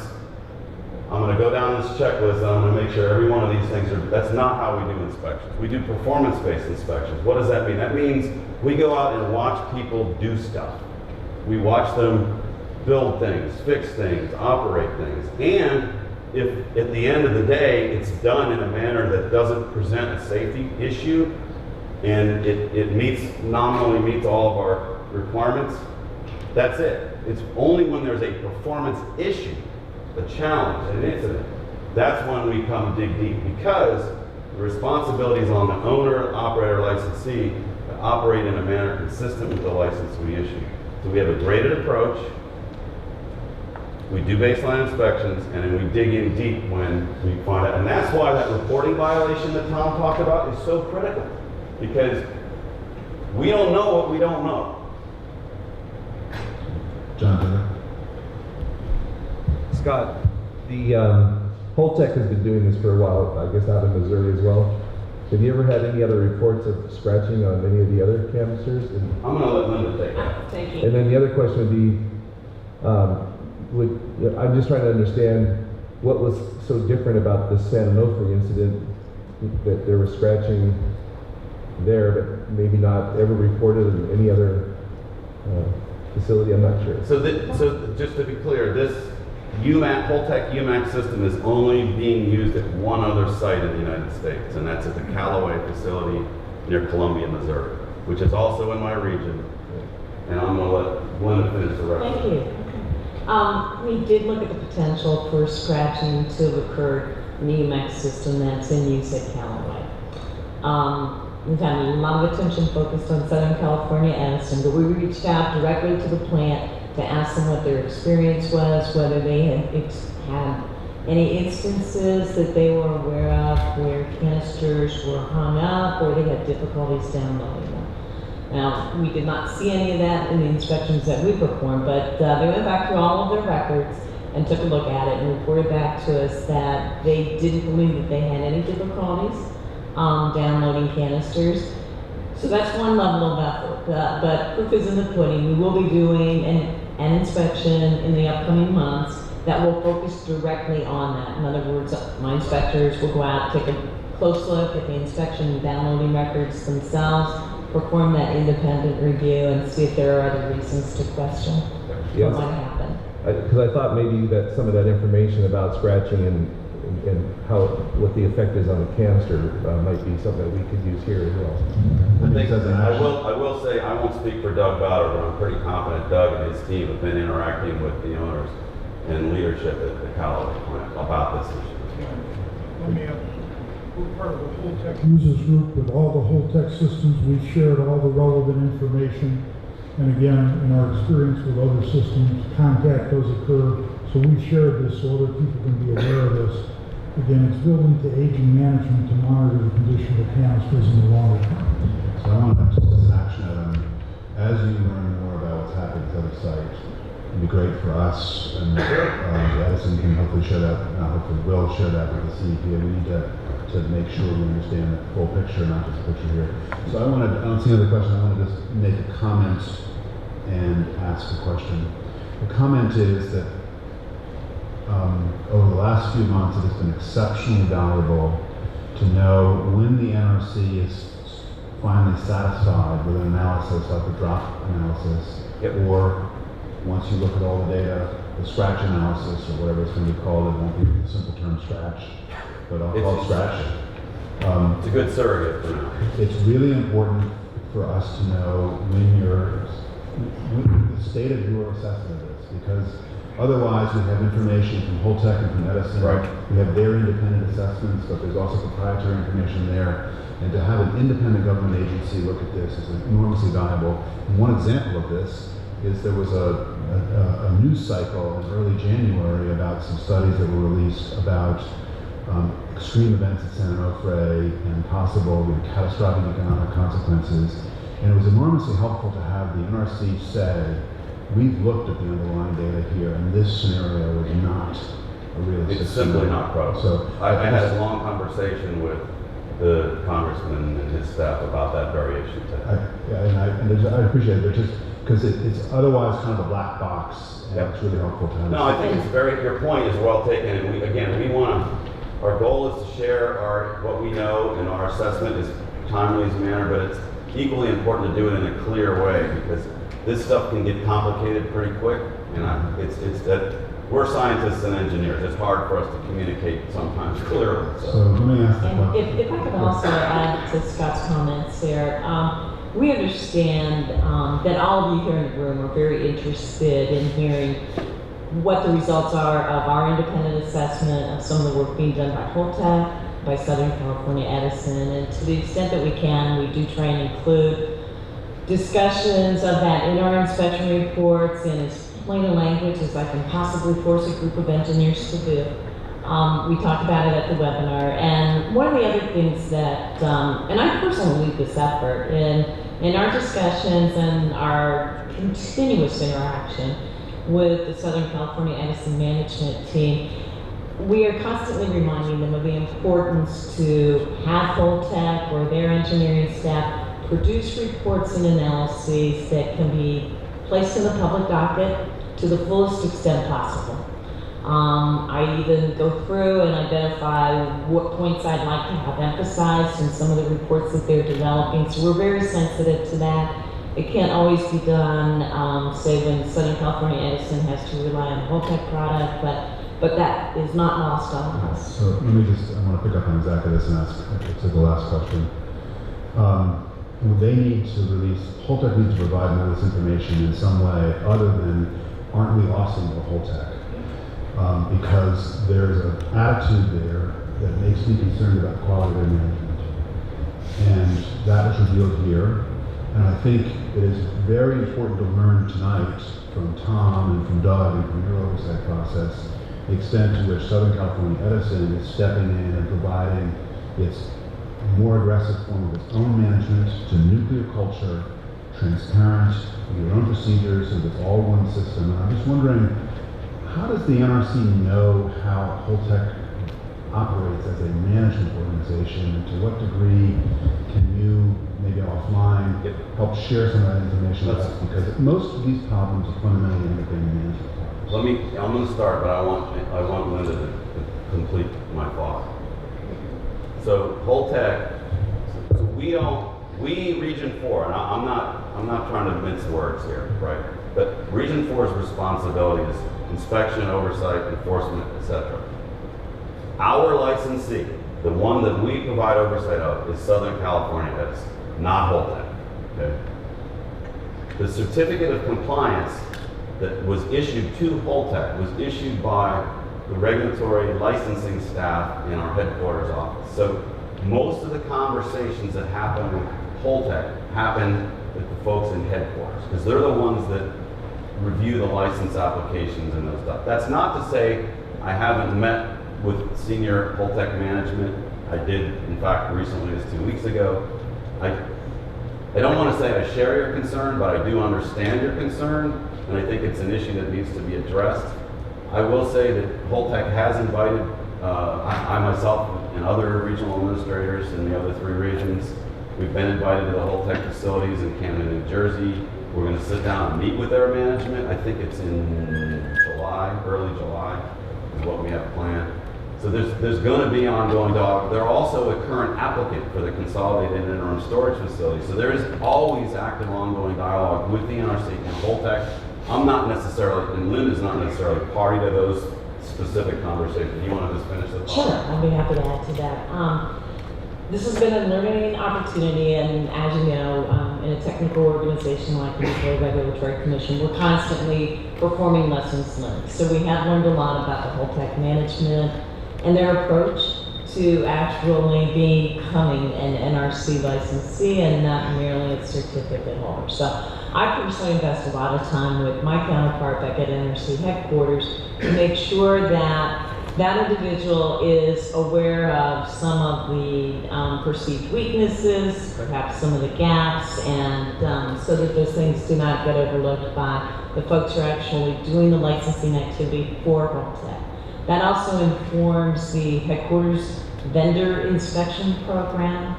because Holtec is a vendor. We do biennial inspections of Holtec. So as we're learning things, we're factoring that into the areas that are reviewed when we actually go out and do a vendor inspection for Holtec. So we're trying to address that. So before I go to Dan Damon for the last question, I just want to say, this is not my concern, just my concern. This is, people are concerned, and I don't know whether to have a concern or not have a concern here. But I feel like it's an action item. In addition to all the things that Edison is doing to really lean in and make this work and be perfectly safe, we need to know from Holtec more what they're doing in terms of management, oversight, and rigor. Your point is very well taken. Linda and I will take that on board. We can have an offline conversation, which you're happy to share whenever. So we'll do that. I'll also note that the NRC and Holtec are going to be holding a public meeting. It's currently scheduled for April 10th. The meeting notice is already out there. I think a few of you in the room have already indicated that you do plan on participating, at least by telephone. So that will be another opportunity, and the purpose of that meeting is to discuss some of the changes that Holtec has made in their licensing design basis, but it will be an open dialogue in a public forum. Right. There's some important things that need to get done. Thanks, Chair. Just following up on Mr. Taylor's question, I appreciate that information. I suspect the reason the Callaway plant, we don't know if they're scratching, because we only recently had the ability to go down and actually inspect. They're not in the middle of an active campaign right now. In an operating unit, it's typically only every, I don't know, couple of years maybe that there's an active ISPC loading campaign. Mm-hmm. So that process right now is dormant. Sure, so I suspect now that we have the ability to inspect those with the cameras, will that be done so you can look at, for example, things like corrosion and the scratches? So, I think the short answer is yes, but there's a lot more to that answer, and I don't know that we have time, but we're all over that, believe me. And I've talked to the site vice president at Callaway about that issue. And Thomas, Steve, did you want to say something? Just again, we share information across utilities regularly, so everything we've learned and everything we're doing has been shared with the Callaway plant in Missouri and will continue to be. So we're going to take a 10-minute break now, and then we're going to go straight to public comment. So if you want to make a public comment and you haven't filled out one of these lovely cards, please do so out the back door there, and we'll begin in 10 minutes.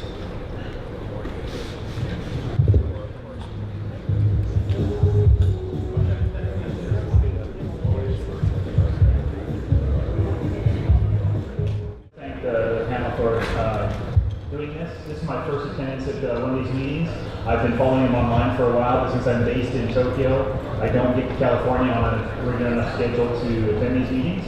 The question I wrote on my card is with their Southern California Edison and around the San Onofre generating station and the ISPC are planning to cooperate with independent groups that want to do real-time radiation monitoring. SafeCast is one of those groups, and we have designed and tested systems we think are appropriate for testing around the system. We are not a company that sells this equipment. We're not trying to make a profit. We're not trying to sell something other than public awareness and knowledge and generally transparency in all things nuclear. The device that I've got sitting over there between David and Dan is one of those devices we've recently designed specifically for projects like this. It's actually intended for the Hanford nuclear processing facility up in Washington. But we're also looking to put it around places like ISPC. The key point of it is to monitor radiation in real time and report it to the public in real time. Now, real time doesn't mean every millisecond or every second. That device sends it every 5 minutes. But that's a lot more often than is currently being reported and has a potential to reassure people who are concerned anytime there is an issue.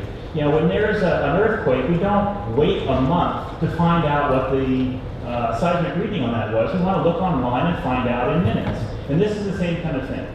With the current state of the internet and online communities and social media, this kind of thing is going to happen. And whether or not the operator of the facilities and stuff cooperate with us or resist us, it's still going to happen. We think it'd be a lot better if they cooperated with us and allowed us to place the the sensors in places that are optimum for monitoring, not the places we can get closest to it without their permission.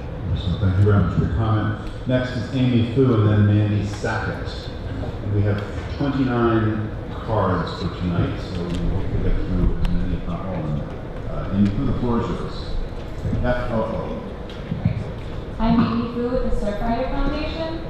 And one of Surfrider's top priorities in Southern California is to ensure the safe relocation of the 3.6 million pounds of spent nuclear waste fuel rods at S.O.N.G.S. Surfrider presented comments last week at the State Lands Commission's meeting on the final EIR for decommissioning S.O.N.G.S.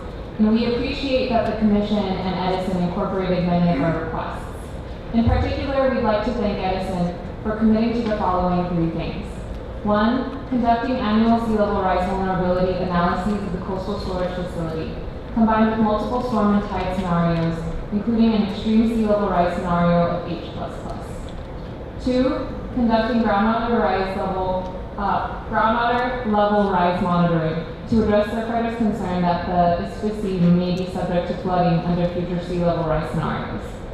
While Edison did not incorporate our request to include groundwater as part of the H++ analysis, we believe the annual groundwater monitoring and reporting will help gauge Isthmus safety from coastal hazards. And 3, expanding radiological sampling at coastal recreation sites by including 3 additional ocean and shoreline monitoring locations at key nearby recreational sites, 2 north of S.O.N.G.S. and 1 to the south near the surf zone. Plus, agreeing to make the data publicly available in an interactive map on the S.O.N.G.S Community Forum and notifying the public at least 48 hours in advance of any batch releases of effluent. We believe these will be helpful safety and accountability measures, so thank you. However, we remain concerned about the lack of a readily available on-site method of transferring waste or fixing a canister in case the canister's integrity is compromised. We continue to request measures such as retaining a cooling pool on site, developing a hot cell or other method pre-approved by the canister manufacturer Holtec and NRC. Given the high risks to human health, please ensure that the communities bordering S.O.N.G.S, the millions of beachgoers who visit adjacent beaches at San Onofre and the Pacific Ocean will be protected, and that the waste contained in the Isthmus will remain intact, safe, and transportable. Thank you. Thank you for your comments. And next is Mandy Sackett. And as Mandy's coming up, if you've written your comments down and you'd like to make the full comments part of the record, just send it to us or that email address and we'll include them in the record. Mandy Sackett and then Denise Sackett. I'm Mandy Sackett with the Surfrider Foundation as well. We really appreciate the Nuclear Regulatory Commission and their diligence in reviewing Southern California Edison's violation with respect to the August 3 near drop incident at S.O.N.G.S. And we thank the NRC as well for carefully assessing the significant weaknesses in Edison's initial corrective actions, such as claiming certain pieces of equipment weren't classified as necessary for safety when they were, procuring equipment that was not in accordance with requirements, and then having them tested by an unqualified vendor, and also missing contingency steps, especially regarding seismic protection, and not updating maintenance procedures. And the list goes on. So we look forward to seeing how these weaknesses have since been addressed, and we hope that the new corrective actions are robust. Last week, Edison started physically inspecting canisters with camera equipment, as we've heard here tonight, and hopefully that will give us a better understanding of the level of scratching that occurred. We encourage Edison to select and inspect canisters that are knowingly scratched more severely than others in their physical scratch assessments, so Holtec is aware of the depths at different severities, and this process should be transparent. As is Holtec's final safety analysis report specifies that no scratching of canisters is supposed to take place. Edison and Holtec are trying to update the FSAR to allow for minor scratches, as we've also heard during downloading, and the NRC is in the process of reviewing this request. We appreciate these efforts to ensure that scratching of canisters is very carefully assessed. The community deserves answers and transparency on this. And lastly, we ask that while downloading is already on hold, Edison make repairs to the ISTC's guide rings to guide the canisters as intended and have them actually reach the edge, as opposed to just catching them and contributing to additional scratches. With that design flaw, the UMAX STC is not being used in accordance with FSAR and original design specifications, and we'd like to see this fixed now all we can. So thank you all for your time. Moving forward, we really hope that Full-Tech and Edison will take their safety obligations seriously instead of cutting corners and look at the precautionary principle, because the stakes are really too high here. Thank you. Thank you very much for your comments. Next is Denise Erkeneth and then Tara Covington. Good evening, Denise Erkeneth. I'm with Surfrider Foundation's South Orange County chapter. In Surfrider Foundation's membership, we have over 30,000 members in California, over 500,000 supporters throughout the United States, and within our chapter footprint, over 3,000 members. Earlier this month, Surfrider, South Orange County, and about 100 of our other chapter leaders and advocates visited district offices throughout the United States, and also had our annual Hill Day where we visited over 100 Senate and congressional offices and federal agencies. And S.O.N.G.S was at the top of our list on our advocacy day and days regionally and then on the Hill. We stress that we need legislation that will ensure there's meaningful action to locate and implement appropriate long-term siting and final resting place. This will take bipartisan collaboration, as you all know, between states and the federal government. In order to address the current failure to give affected states and native nations meaningful regulatory authority in the maintenance and transportation of nuclear waste, this new legislation should also grant affected communities consultation and authority relating to the terms on which they would host a nuclear waste facility, and they should be able to adopt additional safety requirements as they see fit. Surfrider believes to address environmental and safety concerns, states and the EPA should have environmental review authority for the siting process, and the NRC should be amended to allow for environmental review under current laws. Finally, to address the lack of accountability for movement of the nuclear waste, legislation should require a strict timeline for permanent storage of the waste and mitigation requirements if there are deviations from the timeline. We hope that Edison and the CEP and others will keep our points in mind. Thank you very much, and as always, we will collect our collective and send it to you electronically. Thank you very much. And let me also ask if you have information about the Hill Day, music towns and so on, that would be very helpful to know more about that. Next is Tara Covington and then Roger Johnson. Hi. I've long time been very concerned about the nuclear industry. Here in California, we got a moratorium that said until they solve the nuclear waste issue, no more building of nuclear reactors. I'm very concerned that there's 2 reactors about to go online in this country. There's several other going through the licensing process to start up. And it appears to me that we're going backwards. Specifically to our current issue here at San Onofre, I'm very concerned about these seeds that we are planting in the sand. How long are these canisters supposed to protect us from releasing the radioactive content that they have inside them? And what is that in comparison to the life expectancy of the radioactive contents? Some of this stuff has a half-life of 200,000 years. We haven't got anything on this planet that man built that is going to exceed that kind of life expectancy. And so it seems to be that we keep talking about a lot of little details, but we're missing the big picture. I'd like to plant a few seeds of education because I believe that we need to build up a public mandate to really get people in this country to acknowledge the horrendousness of what we have. We have millions of thousands of pounds of this stuff that's going to be around for 200,000 years all over our country, right here in our neighborhood, and all over the world. We're going to reach a tipping point. And there's no one actually doing the education that's needed so that the public is making fully informed decisions about what we really should be doing. And our time is running out. I remember when I was first hearing about this stuff, they talked about, oh, we have all these safety things in place, no accidents are going to happen. Then I remember 3 Mile Island, Chernobyl, Fukushima. We've got all these Hannaford's leaking, New Mexico's leaking, there's all these leaks happening. All of this was never supposed to happen. These canisters were not the best canisters that could have been chosen in the first place. So we already shortened our life expectancy for protecting us from this stuff.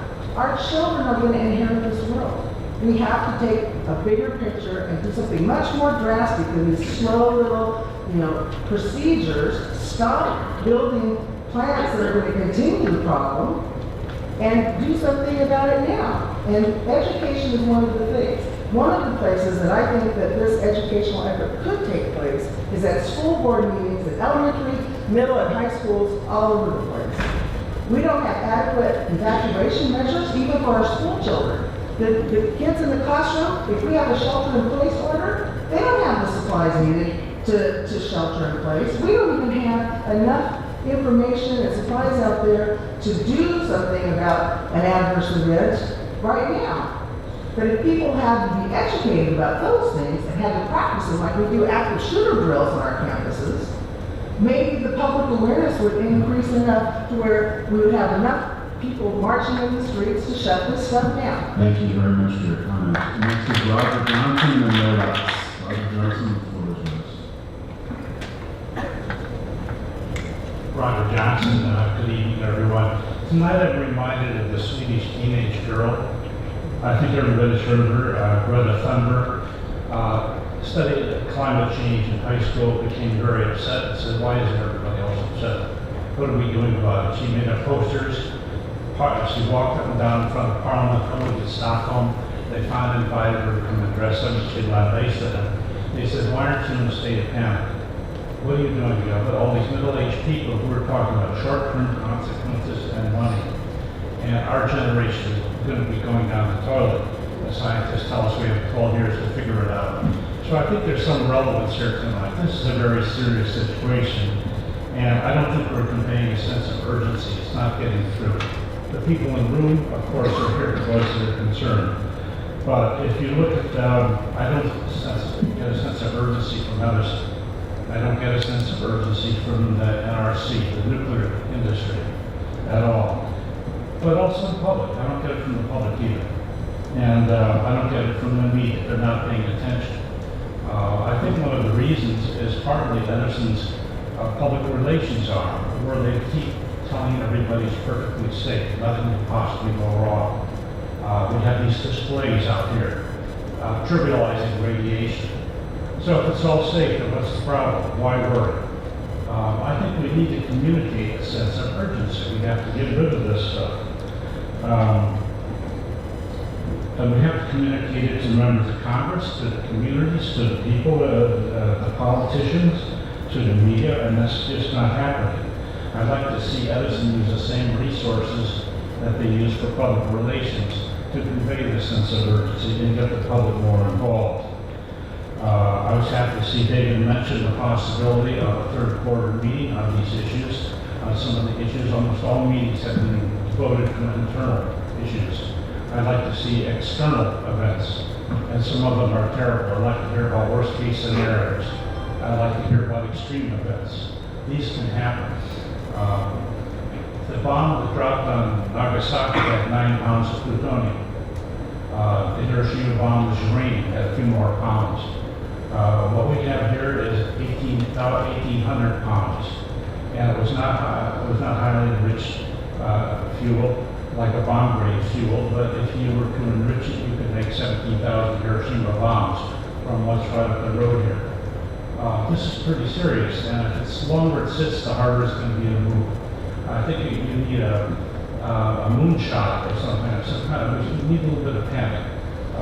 This is serious. Get this stuff moving. We want to plan to get it out of here. And I'd like everybody to contribute to conveying this urgency to the public. Thank you. Thank you very much for your comment. Next is Ray Lutz and then George Allen.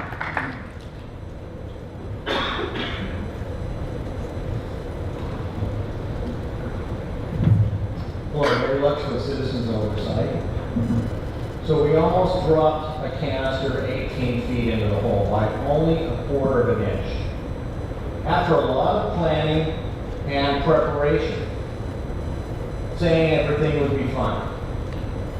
Well, we've lost a little bit of trust here, if I can just be a little bit bold. I don't see any corrective actions on how the planning was done. Are you going to correct how you did it to begin with, or just now that we know that there's a problem, oh, now we're going to correct the problem that we have? We need to back up one more level. SCE showed a slide of things that could be done, and it has all kinds of things such as changes in personnel, equipment, but one thing was missing: the design. Design changes. The reason for this is because the poor design of the whole tech system. It's hard to put in, and it adds a whole bunch of scratches. Well, a way to fix that maybe is to change that mating device, put wheels on it so it would go in nicely. This design sucks, and no one even addresses that. There isn't even an item on the slide that says design changes. Why not?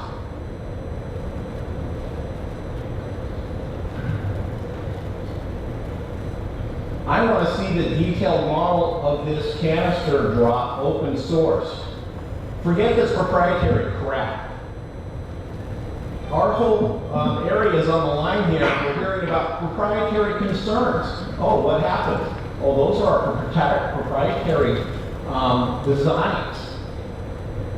Forget about it. We need that open source out in the public. I want to see it myself. I'm an engineer. I don't want some boiled down a sentence or two that says we've tested it and the NRC have checked it. So now we're safe. No. Get it open source. I want to see it out there. Now, it's been a year since this expert team started. We sued the Coastal Commission, got the expert team set up.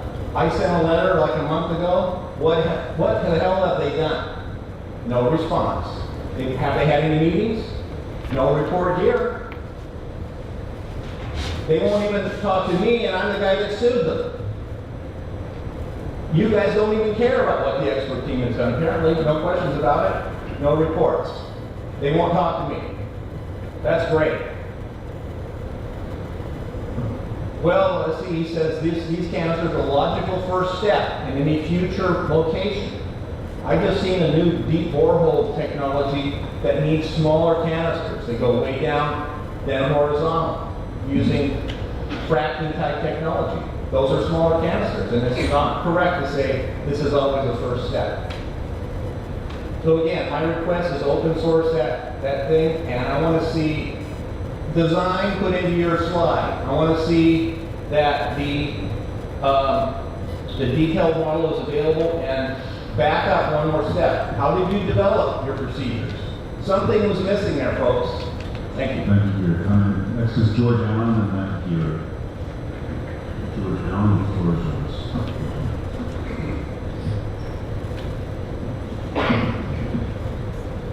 Thank you for letting me speak. I was looking at the articles in the newspaper, and Don Gilmore came up with a question, and we had some good expertise say there's no credible way that nuclear material will come off Sandover. That's why the emergency plan is strong. And also there is no credible way we can have an explosion. And for sure there's no credible way we can have 25-mile radius, 10-mile radius. So I believe that's true from what I have observed and studied. But Donna said that you guys are not telling the truth because there's no documentation. So I was looking for documentation, and it seemed like new reg VR 0528, which is safety of spent fuel, does go over that quite well. And it seems that there is documentation. And maybe people are understanding we used to have emergency drills, sirens, and now we don't have that risk. So maybe, among other things, so that people can understand the risk is totally changed, that we don't have that risk, so people can actually relax. That could not critically happen. So that was a good point by Donna. I agree with that consensus. Thanks. Thank you very much for your comment. Next is Mike Deere and Elijah Gabriel.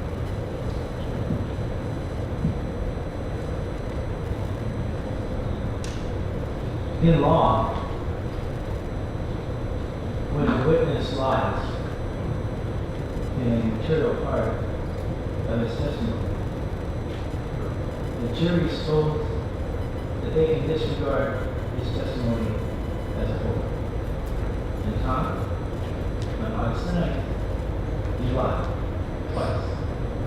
You told the audience that the downloading had stopped, you gave a true arrest, and then when the whistleblower came forward, you lied again. You said the reason that you hadn't reported it that night was it wasn't that big of a deal, but you had already made the agreement with the NRC that it was a big deal and that SC wasn't going to get any more. You really need to go to it. You really need to go. And you need to do this because there's too much at stake and we can't trust you anymore in light of your lies. For the two NRC people, we have lost complete confidence in you, in the NRC. The two of you can't even get your story straight. Linda says, oh, the recording's no big deal. Recording violation's no big deal. Scott says, oh, that's why the recording is such a big deal. That's what you said. You said it. You said it at the hearing on the 25th. And then Scott tonight said the opposite. There's 5 reasons why we cannot trust you and the NRC with the safety of our community. Number 1, you allowed Edison to use a too small practice canister. You allowed Edison to download a pin-supported shim canister that wasn't even approved by the NRC. You allowed SCE not to report the August 3rd event for over 3 weeks, even after the whistleblower had come forward. You kept it secret with them and kept it from the public. You are refusing to produce documents under the Freedom of Information Act and you have been sued. And I want to ask both of you, please do not destroy any of your emails, texts, or any other records of communications because your depositions will be getting taken out here in San Diego. And finally, how disgraceful of you to only present yourself to the public at an SEC-controlled event. You have never presented yourself to the public. You are federal regulators. We are paying your salaries. You've taken an oath to our country, and now you're here as an appendage of this private corporation that has breached the trust of the people of this country. Thank you for your comments. Next is Elijah Gaglio and Corbin Johnson. Am I pronouncing your name Gaglio for the record? Yeah, Gaglio. Gaglio, thank you. Good evening. I would like to ask a question about something that Mr. Palmisano said earlier this evening. He stated that Edison had misinterpreted the actual reporting requirements and it was the NRC grad that convinced them that they had to file a formal report.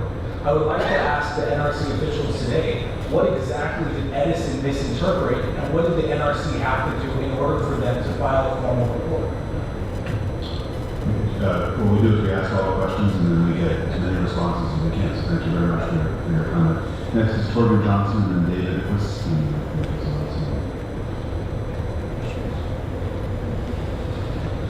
Corbin Johnson, Santa Lawrence Foundation. The issue at San Norfolk can be boiled down to one thing right now in dealing with the waste, which is containment. And we have an elephant in the room that's not being addressed. Instead, we're being told to talk about long-term storage, which we know in 75 years hasn't been established, and we know from experts who worked at it, analyzing, that it's decades away. But we do have the issue of containment here. I want to say that the August 3rd event, near drop accident, was a blessing in disguise for all of us, if we look at it that way. It's like having a window into the morning crash before the crash. And if the regulator is too close to the licensee, I don't think we're going to get the tough questions that are needed to get the public's trust back and to get to the right answers. The whole discussion I heard today was really, these are light questions. The industry knows that fluoride-induced stress corrosion cracking is a serious issue. And they know that scratches initiate these things. You know the cameras that you're dangling down there in that space. I just want to hold this up for you and the public to see. This is subscopic. You probably never saw stainless steel like this, but it's granular when it's corroding, and it cracks along these lines. You can't see that with this camera. So that's not being fortified by telling the public that you've got a system. That system should have been in place. There should have been backup plans. There should have been manuals on site. There should have been worker training to deal with a dropped cancer. None of that existed when that near drop happened. All those things are like landing gear on a plane. And you know, flying a plane, you have a landing gear system because you don't just take off without a way to get back down or a way to reverse out of the problem. This is basic. My training is in architecture and planning, and I see two things glaring. You got metal to metal scraping. In anything that I put together, if there's metal to metal scraping, it's a problem, it's defective, and we stop the project, assess, and we recall the element.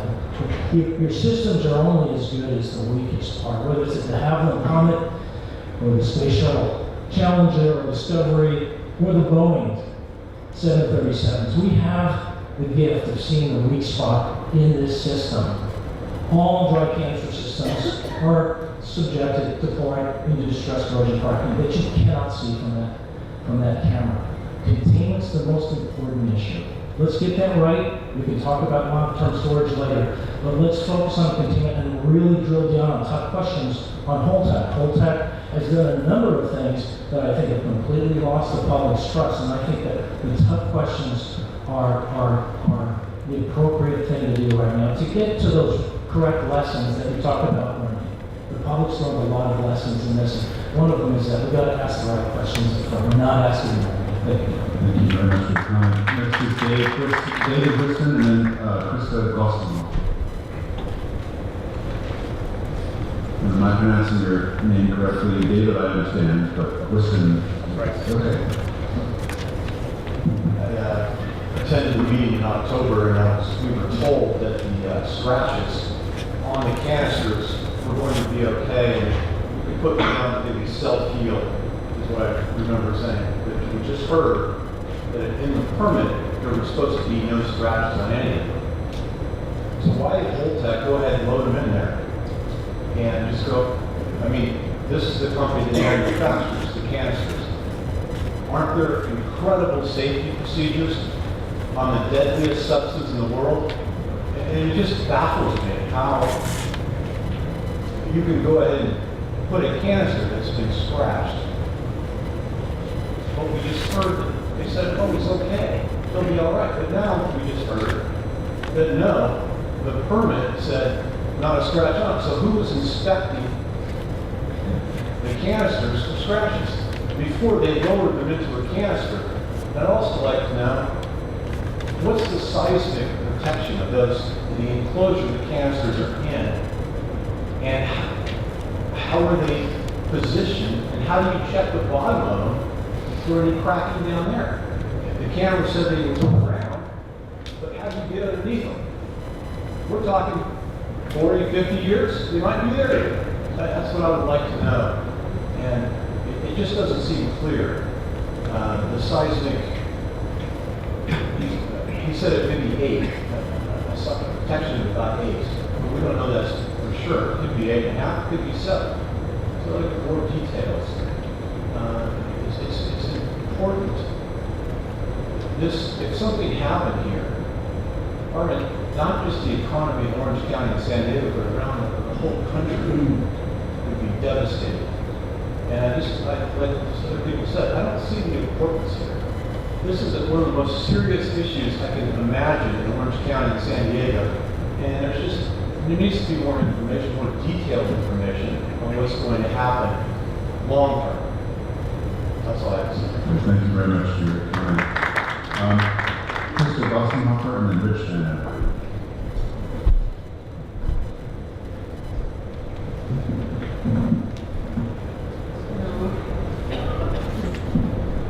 I find it of noting that Edison loaded 29 canisters before the problem of damaged canisters was discovered. My question is, did Edison make any reports regarding that damage in metal-metal contact with the problem with damaged canisters? It's only because of that near drop that the NRC did their special inspection. And thankfully, the NRC was forthright in telling the public about the problem.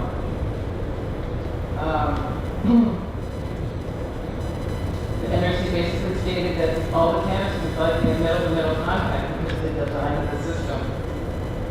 Quote, clearance space between the canister and the divider shell is quite small, so canisters tend to run against the shell while being loaded into the vault. But as was noted in the reports, Holtec's final safety analysis report explicitly stated there was to be no scraping or damage in the download. So, because, literally, quote, the MPC, the multipurpose canister, insertion and withdrawal occurs in the vertical configuration with ample lateral clearances. There is no risk of scratching or gouging of the MPC's external surface. That's from Holtec. So then in Monday's webinar, the NRC informed us that Edison had submitted a 72.48 variance to this Holtec final safety analysis report to allow scraping and gouging of canisters. So I'm a little bit, I just want to reiterate that. Holtec's official statement says there'll be no scraping or gouging of this example room. Edison loaded 29 canisters without reporting the problems of centering the canisters in the metal-to-metal contact. The NRC discovers the Holtec canisters are scraped and gouged, and now Edison's remedy is to simply change the regulation requirement to allow scraping and gouging. Changing or weakening safety regulations is not the way to solve this problem. The canisters are damaged because the Holtec system does not have a precision loading system. These canisters have to fit the guide ring with only 1/4 of an inch on each side of the canister. They're unavoidably scraped, and Edison's improved procedures will certainly not fix the problem. And it certainly won't fix the problem if we have 29 damaged canisters. This is unacceptable. The Holtec system was supposed to deliver canisters without scraping or gouging. We're not talking about cans of soup. Each of these canisters holds a channel of disaster work with ionizing radiation. Southern California deserves an intact nuclear waste storage system. The only warranty Holtec has on these canisters is for manufacturer's defect. Damaged canisters is a result of manufacturer's defect or engineering. These things cost $4 million, including the efficiency and the labor, $4 million per canister. So it's up to the NRC to do the right thing and do the job. And so we're asking that you deny that 72.48 change for sure. And this system needs to be recalled and replaced. Thank you very much. Thank you for your time. Rich Schneider and then Charles Rich Schneider.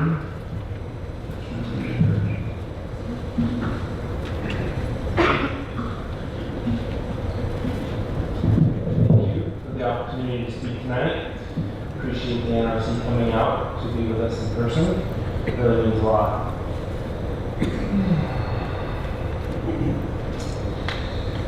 There is something I would like to address very clearly, and it's what's actually going on here, which I feel is a failure in communicating that the current storage system that is being implemented doesn't prepare the waste for transport.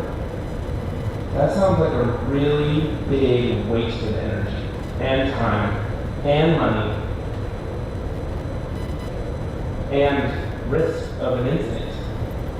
So once all this waste gets loaded into these thin-walled caps that are welded shut, pressurized vessels with no release valve, then we'll figure out later what to do. How much later? 20 years? Just hand the potato off to somebody else? This is what I'm very much not feeling good about with the way policy has gone in the nuclear industry, for waste especially. Yucca Mountain failed. I don't know why we had to focus on it for so long before we realized it wasn't a good idea. And I know we have a lot of problems to consider here and a lot of things to figure out, but it's really important to me that we pause now, reassess, and then redirect. Because the whole tech system is not only flawed fundamentally in its design, it's just setting us up into having even more problems down the road. That doesn't sound like a good plan. We don't want more problems. We need to get a hot cell on site as long as there's waste on that property, in my opinion. So I really want to know how and why Edison hasn't already started that process.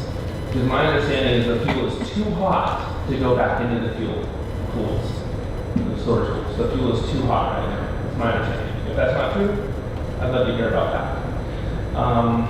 So knowing that there's some contingency plan if the canister had dropped, I had a tough time leaving a 100,000 pound canister, wouldn't rupture from 18 feet. Really have a tough time with that one. And one other comment I'd like to make is in regards to the scratching.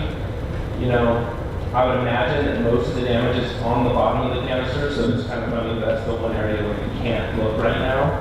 So I hope you guys somehow find a way in the near future to get an inspection on those bottom part of the canisters. You know, there's really a story unfolding here for the history books. One to learn from and to never repeat. And, you know, right now I'm working on a documentary film, and you all get to be part of the cast. So you gotta ask yourself, do you want to be on the good side as the hero, or do you want to be portrayed as the villain? But one way or another, the story's going to get told, and everybody's going to get seen clearly.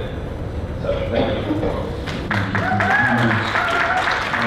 Charles Langley, then Evaluates. Charles Langley, the floor is yours.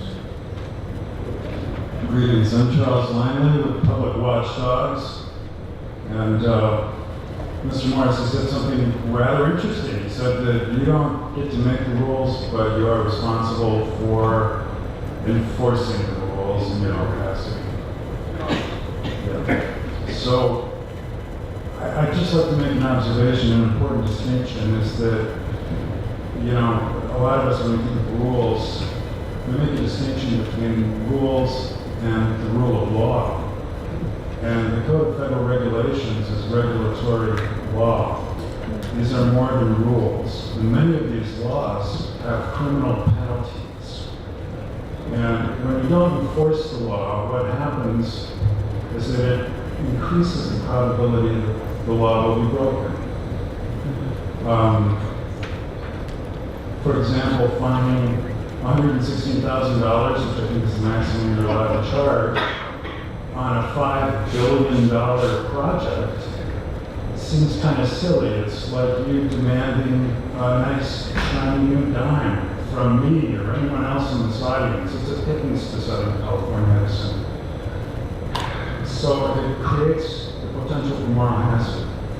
But more importantly is when a regulatory agency doesn't enforce really important laws. And one of the really important laws is 72.75 Code of Federal Regulations. This law required Southern California Edison to report that unsecured load event that happened on August 3 and to do it within an hour. They waited 42 days, 24 hours, okay? 42 days. So they were 41 days late. There was a July 22 event, no report made. Now I've looked at these event reports, I look at them almost every day, and I've seen people reporting kombucha in the company refrigerator at a nuclear power plant because it had 1% alcohol and was an alcoholic beverage and therefore had to be reported. And yet we have a near miss of 100,000 pounds and it's not reported. And not only that, what's really terrifying, what's really, really horrifying is that the NRC has chosen not to enforce the law. They said, we're not going to enforce 72.75 because Southern California Edison wasn't aware of the law. Now, Southern California Edison has 189 attorneys on its staff, and one of the fundamental premises of the law is that ignorance of the law is no excuse. So I'm asking you now, please do your job, enforce the law, and impose criminal penalties when criminal laws are violated. Thank you. Nana Babiars and then Matt Torres. Nana Babiars, the floor is yours. Hi, my name is Nina Babiars. I'm a board member of Public Watchdogs. And 40 years ago today, I was an engineering news reporter in Pittsburgh during 3 Mile Island. And so today brought back a whole rush of memories and emotion. And it's hard, you know, you can't forget when Walter Cronkite comes on the evening news and states that a day like none other in our country's history. You can't forget that when you pick up the phone to make a call out, not only did you not get a dial tone, but you've got an emergency warning sound, no calls out. And it's really hard to forget that an outraged Pennsylvania lieutenant governor quoted in a press conference called Edison liars, not my term, the lieutenant governor of Pennsylvania called Edison liars and quote, "It is unconscionable that a private company would have complete control over an emergency evacuation situation." Why am I bringing up 3 Mile Island today? Because Edison's shenanigans during the initial notification and finally 2 days later the evacuation well demonstrates 40 years of bad behavior and a deception pattern of communication that still exists today. So let's fast forward to the NRC's preliminary report of 318, page 9. Let's go there to the present. Page 9 indicates a weakness that was identified but was never brought into the final report. And I quote, "Potential weakness included a perception of retaliation, a reluctance to report issues of concern and timely resolution of issues through the condition reporting process." What was that from? An employee concerns program. A potential weakness, a perception of retaliation for employees. When we talk about the August 3rd event, the only saving grace that we had was that some guy had the courage to come forward and report it when Tom Palmisano couldn't tell the truth. And so we go to another quote within the NRC report of the 25th, that the can would be damaged, but the fuel assemblies would be. I believe you quoted that as a significant safety concern. That's your terms. And so I see that my time is up, but I ask you please, the NRC, would you please stop using the language that was passed in federal law to continue to do Edison's bidding? Because you know what? Public's paying for all of this. And we're being shortchanged. And the fact that you couldn't come up here today with a layman's version of this drop analysis report is just another demonstration of how out of touch you guys are and how the bad behavior and deceptive communication continues today. Thank you for your comments. Next is Madge Torres and then Birch Moldau. Madge Torres, the floor is yours.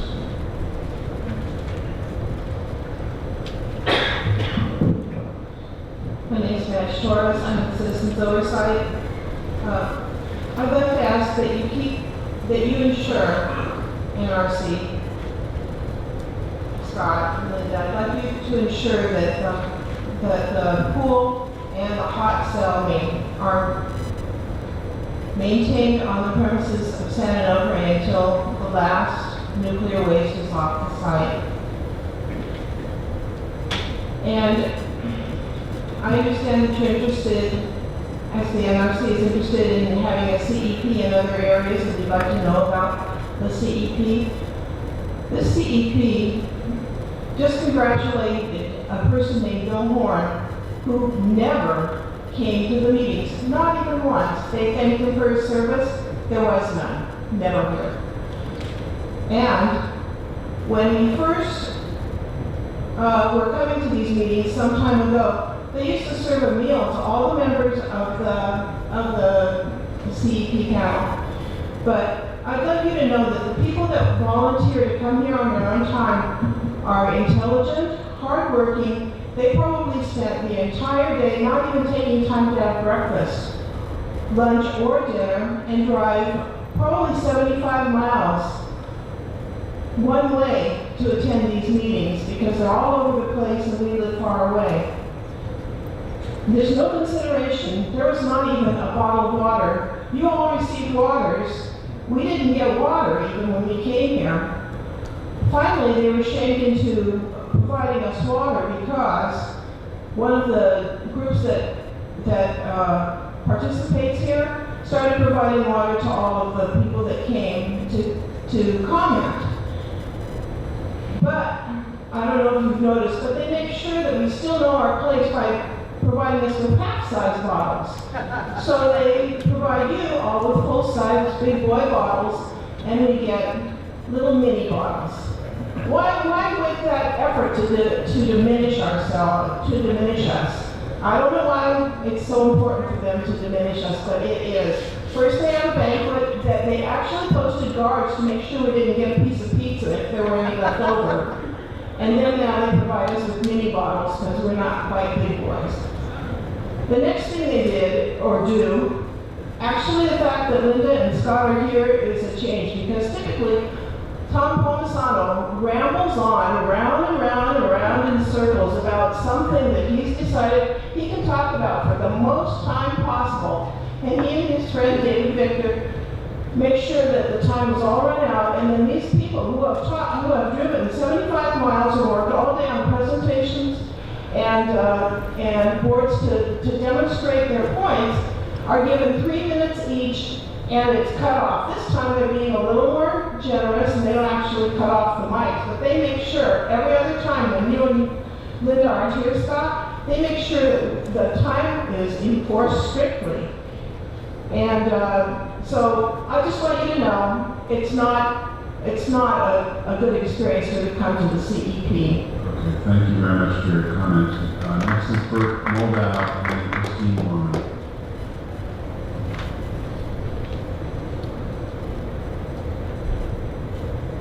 And Mr. Moldow is number 18 of 29, so we will go for a bit longer. We probably won't get to all 29 tonight, but Mr. Moldow, the floor is yours. Thank you. More and more, we read about known with problems that create life-threatening issues.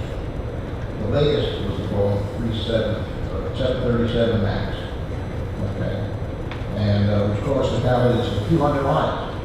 Boeing and the government representatives tasked to protect the public knew of this problem, but they failed to require spending the money needed to provide a proper solution. What we are discussing here today is the same type of failure, except a scale infinitely larger. The failure of the nuclear waste storage problem at San Onofre will not result in a few hundred fatalities. It has the potential of impacting the lives of more than 8.5 million people and destroying the 5th largest economy in the world. If you close the imagination, try to understand why our government and energy company insist on implementing a questionable nuclear waste storage system when a failure in waste containment could result in the loss of trillions of dollars, disrupt the lives of so many people, and is really capable of destroying the entire economy of the United States. That's how serious this is.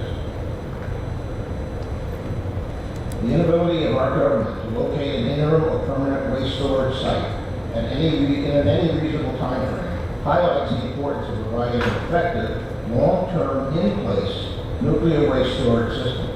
This is just being realistic. We've already worked on this for 70 years, and we're not close today to having a sound permanent storage site.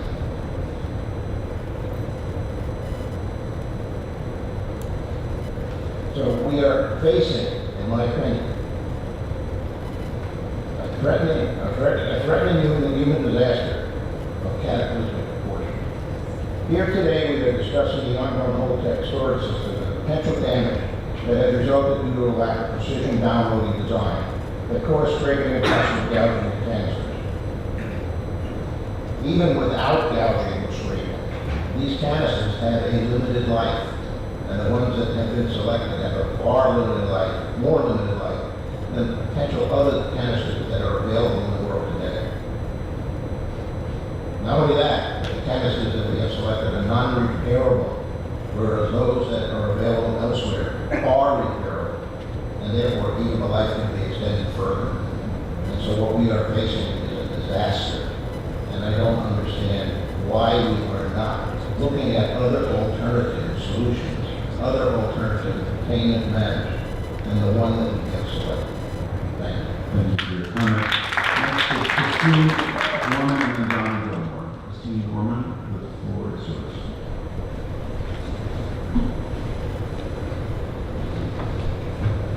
Good evening. Tom, when you were speaking tonight, you mentioned that with this vertical download design, inevitably there's going to be misalignments. I'm very concerned about that because you say like this is inevitable, it's just going to keep going on and this is supposed to be okay. Misalignment, to me, that means that there'll be scraping. I still do think that there's a problem with that inner ring. The design and machining of it that really hasn't been addressed. You also mentioned, Tom, tonight, and you mentioned it in a previous meeting too, and I don't know why it was never brought up again and discussed.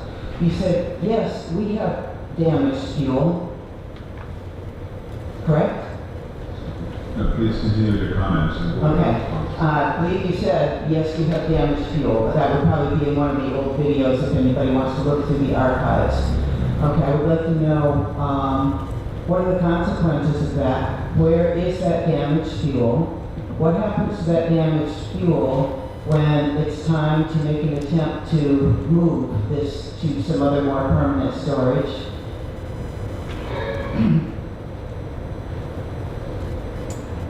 When there are delays because of difficulty sometimes with the alignment, that extends the time that that there's more radiation exposure. You even mentioned that as the canister gets lowered, the lower it gets, the less radiation is coming out of the top.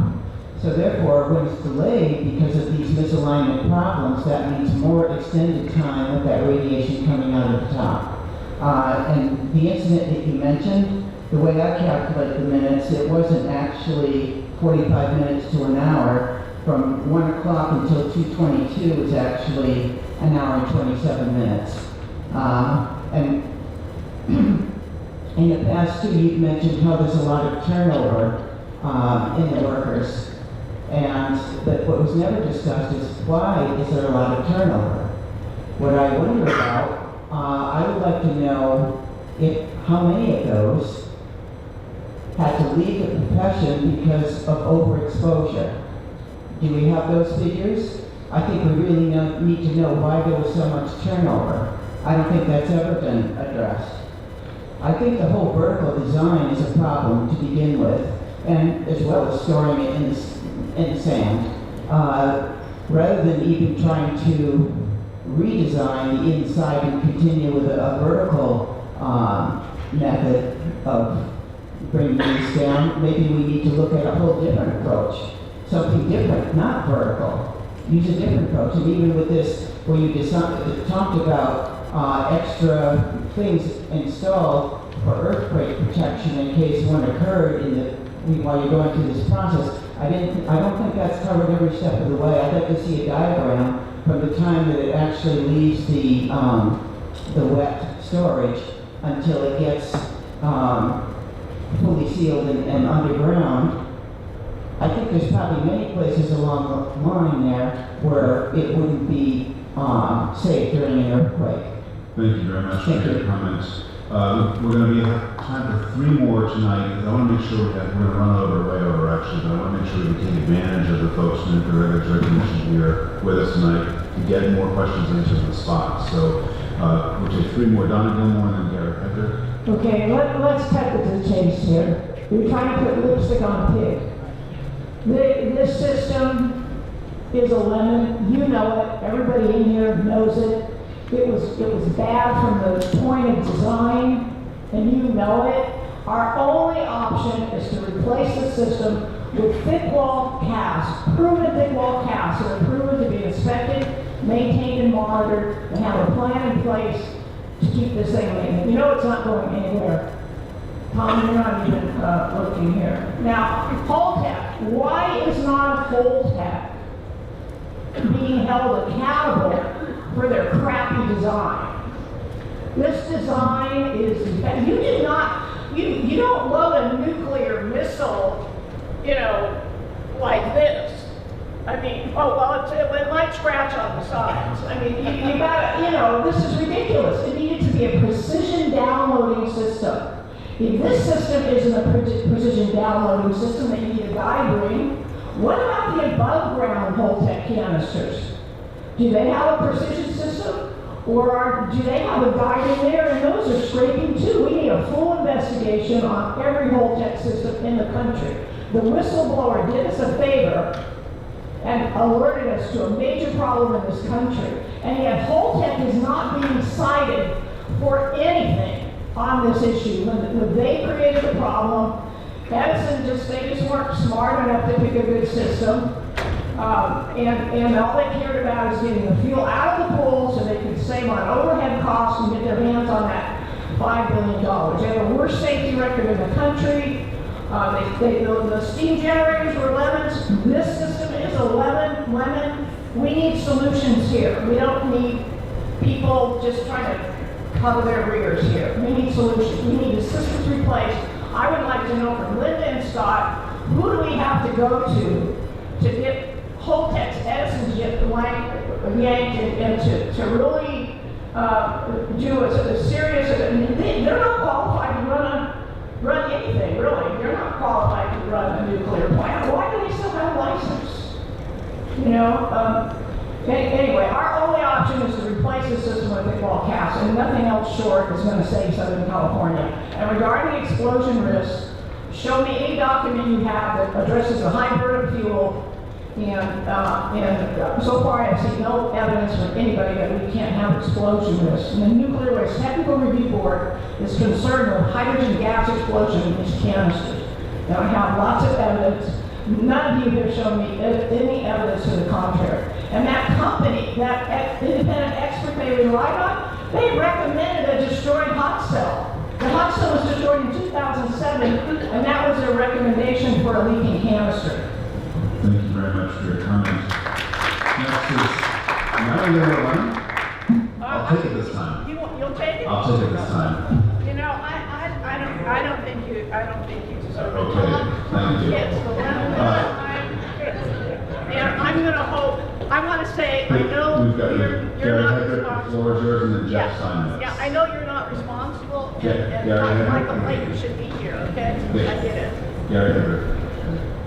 Well, good evening. I'm Gary Hedrick, San Clemente Green, and I'd first like to acknowledge the people that are still here tonight and that made the effort to come out. It's remarkable commitment to be here, and without you, our voices would mean nothing. And I appreciate all the prior speakers, and I appreciate that the NRC is here tonight.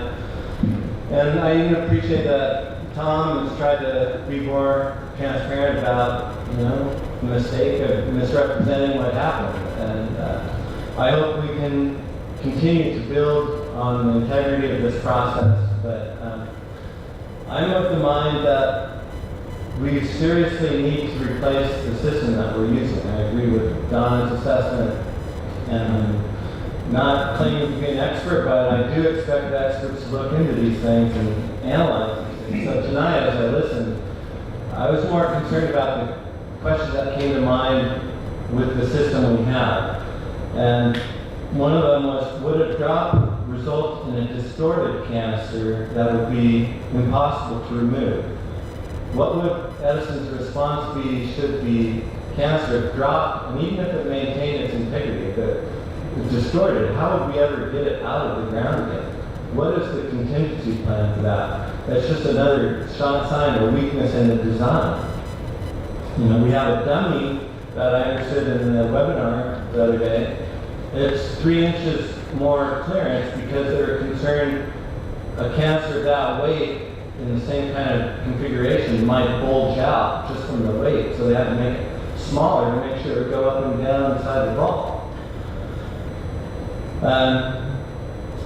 I also wondered, would more NRC oversight have prevented this incident in the first place? Could we have caught it sooner? And is the NRC looking at your own process? I understand that.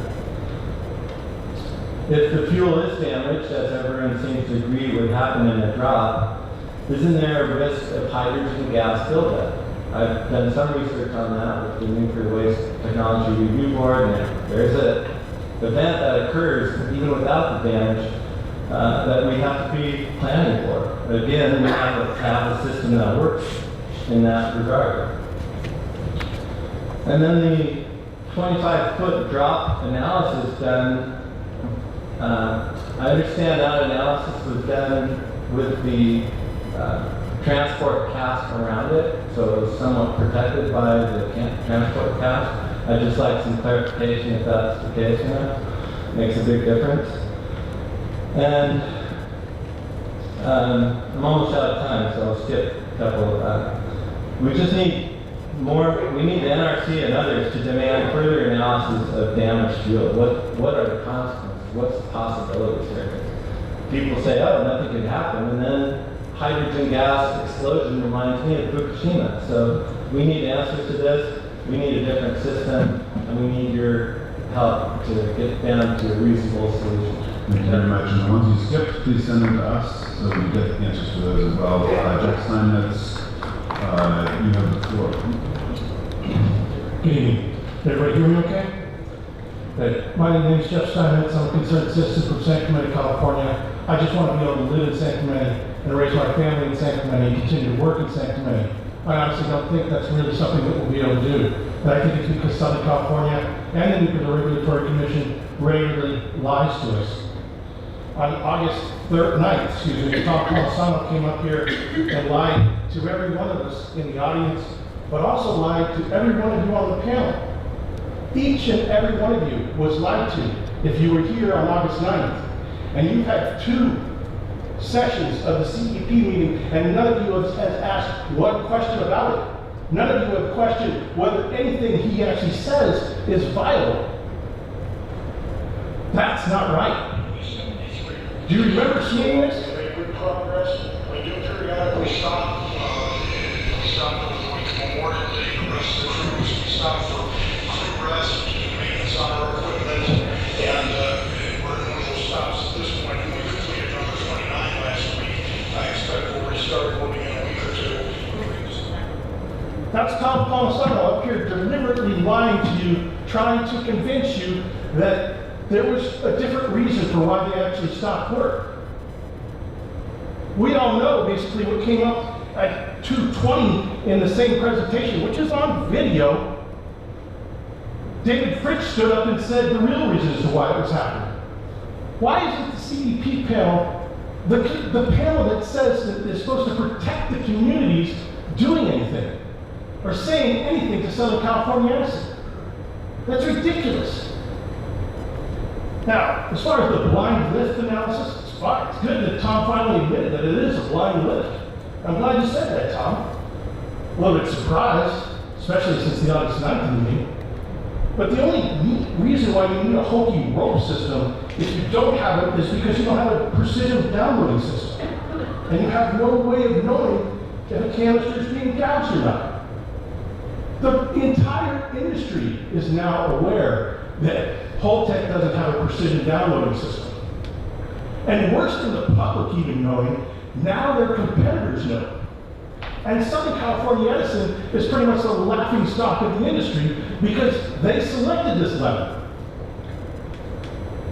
I mean, if you go, I'm a salesperson, I go to my competition, if I know I have a major defect in my product like that, I move on to another job. You can't sell crap like that when your competition has got the goods on you like that. But here in Southern California Edison, the Nuclear Regulatory Commission and Holtec still trying to sell us that this system's good. It's not. Thank you very much for your comments. We're going to go over about 15 or 20 minutes. I want to make sure we have a chance to get some of these questions answered tonight. And everything that's not answered tonight will be documented and answered in writing on the website. And all of the 7 or 8 people who did not get a chance to speak, so that's 7 people who didn't get a chance to speak tonight, we'll do the same thing with questions and putting reports. So we'll get the floor over to Dan Stetson and Jerry Kern and lead this next segment of the meeting. Thank you, David. This question is for Scott or Linda. The question is the NRC relaxing or changing the rules to accommodate what's happened to the S.O.N.G.S? Are you enforcing the law? And connected to with that, how did you come up with the amount of the $116,000 fine? I'll start. So good questions. Thanks for that. There were 3 questions in there, and I want to make sure I hit them all. The first one had to do with. Just remind me. No, we're absolutely not. Absolutely not. Not relaxing the requirements. No. The short answer is no. Are you enforcing the law? Absolutely. And how did you come up with the $116,000 fine? The NRC Commission approved NRC enforcement policy, which is reviewed and approved by the 5 presidentially appointed Senate confirmed commissioners, approved the policy that states how, when enforcement actions are to be taken, including civil penalties, right? So that document, which is also available on our website, I invite you to look at it, clearly articulates, you can take the same set of fact pattern that we've documented and discussed on our webinar, plug it into that policy and come out exactly where we came out. So it's completely in alignment. Now, and I think it was Mr. Langley who said that the civil penalty itself was, I don't remember the exact words, but it seemed trivial in light of the assets and whatever that Edison has. And all I'm telling you is that factor, that civil penalty amount, is consistent with the policy. If you don't like the policy or you want to change the policy, there's ways to get the Commission's interest in doing that. And I'm happy to share how to do that, but what I also try to emphasize is our role, my role, Linda's role, is to implement the Commission approved policy. I can't deviate from that policy. I guess, and this was kind of a theme throughout, was the reporting period. And there was a misinterpretation of when it should have been reported. And so I guess between Tom and you, what was the wording of the misinterpretation as far as timing? I think that's... Linda elaborate on that, and then I'll offer Tom the opportunity. When the NRC, and was primarily a regional office, was notified on Monday following the incident, our initial take on reportability was that it was reportable, and we did inform Southern California Edison representatives of that. We continue to inform them that our position was that it was reportable up through initiation and the last on-site day of the special inspection. Both the inspection team informed Southern California Edison that for specific reasons we felt that it fit into the 24-hour reporting criteria. The misunderstanding, as it was explained to us, and I'll have to let Tom speak for himself, had to do with one clause of that reporting requirement and what Southern California Edison's understanding was for whether or not the redundant drop protection features for the lifting and rigging equipment were there to mitigate an accident. They turned around, came to our understanding, and subsequently reported on September 14th. Yeah, the issue was not our understanding of the time frame. We knew the time frame. We judged it did not meet the literal criteria to be reported. We had dialogue with the NRC, and the NRC eventually, when the on-site team was on-site, convinced us where we were misinterpreting this. And it's legitimate. That's why we've not contested the violation. And if I could just quickly add, so someone talked about why wasn't previous events or incidents reported, like the July 22nd? Because it's simply because the circumstances and the facts surrounding that day and what happened on that day don't meet the criteria in our reporting. They just don't. They have to capture it in the corrective action program. It's available for us to inspect, but they don't. They didn't meet the requirements of the reporting rule for that incident. And let me add, so we learned out of that just very briefly, because I do want to get through something other than reporting. Reporting is incredibly important, but a lot of other things have been said tonight. Could you please explain the status of the expert panel and their work? Where do we stand with them? Yeah, so the expert panel's been formed. We provide a monthly, now a quarterly report under the lawsuit settlement that describes the current activities. The panel's been formed. We're preparing to develop the strategic plan, which we have committed to under the lawsuit settlement. And while I can provide a broader update at the next meeting. Should we be asking them at the next meeting? I mean, let's see where we are at the next meeting, but should we be asking them to come give a report and discussion? We can certainly do that. We can have the chair of the panel, provide a report. But we have monthly phone calls, quarterly meetings, and we've regularly used them to advise us on development of the strategic plan. And the next one is the waste ready for transport? Well, we'd really have to explore what the commenters are talking about. The whole tech system, I've heard all the criticism, so I'm not going to try to deal with each of the comments about the whole tech, but the whole tech system is licensed for both storage and transport. The S.O.N.G.S fuel assemblies are capable of being transported, and we have 3 systems on site. The 2 Arriva systems are both licensed for storage and transport, as is the whole tech system. Both vendors are building the transportation overpacks for other clients. So there's a lot more to, is there a question about the fuel in 10 years or 20 years? There's a lot more that we need to delve into there. But the systems are designed and licensed for storage and transport. The fuel assemblies are capable of being stored and transported. Sorry, that's not true, Tom. So, you can't inspect the internal elements of the canister, so they're not going to be received anywhere. As I said, we really need to discuss this more If fully. you can open the canister, it can be transported. Right? It needs to be inspected. No. Jared, did you want to? No, that was the question about the transport of fuel. Okay. For Scott or Linda, as Holtec has been the subcontractor, are there any alternatives available to hold Holtec responsible for some of the actions that are taking place?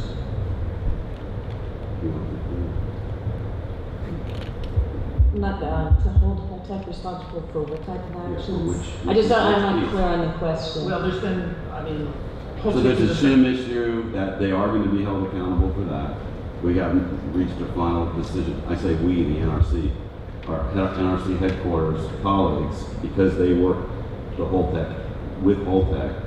There was a pre-decisional enforcement conference with Holtec on the SHIM issue. It's a 7248 issue, not to get that bogged down, but so that's still in process. There will be our final determination on that issue will be made in the next, month, a few weeks. I'm not exactly sure, but the short answer is there are mechanisms to hold licensees and vendors who hold a certificate to hold them accountable. Absolutely. So I see another couple of distinct areas possibly in the question, and one would be for the design changes that were made to the Holtec final safety analysis report. And again, I mentioned a little while ago that we're holding a public meeting with Holtec on April 10th. That's already noticed. You can find out how to dial in by just going to the NRC's webpage, but that will be one opportunity for the NRC to talk with Holtec as a vendor and certificate holder about the appropriateness of their design change process. So that's one element. When it comes to holding Holtec responsible for any of the activities that they're performing at S.O.N.G.S as a contractor, that is not something that we would reach out to separately, and I'll be very clear. Holtec is not the licensee for the downloading activities that they are performing under contract with Southern California Edison. Southern California Edison is the licensee. And so, they, and as such, are responsible for the activities of their contractors and vendors.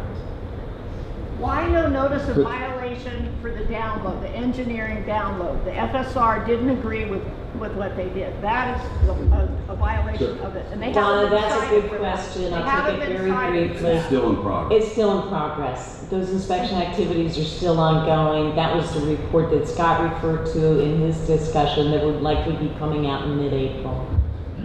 Dan? Okay, part of this, I think, was partly addressed as misalignment and design changes. And one of the questions was, is there anything you can do to that inner ring to change the design so it lines up better? You know, can they go back and change that inner ring? Yeah, and related to that So it doesn't hang out. is Ray's comment about why there isn't a slide on the design changes. I didn't hear that. Why there isn't a slide or sort of comments about the design changes as part of the overall strategy. It's a good comment. Holtec has not proposed a change in the design. Based on the dry runs we've done, this can be aligned and downloaded with minimal contact, but there is some contact, and I understand the comments on that. And I'll be glad to come in at the next meeting and talk more about what potentially could be done. So I've taken a lot of notes about the comments. Tom, there are a couple of questions with reference to inspections, particularly about inspecting the bottom. Could you make any comments on that, please? Yeah, the concern, so canister inspection in general. The concern about stress corrosion cracking the canisters, particularly is in the welds in the canister wall, not the bottom head. The bottom head is 3 inches thick of steel.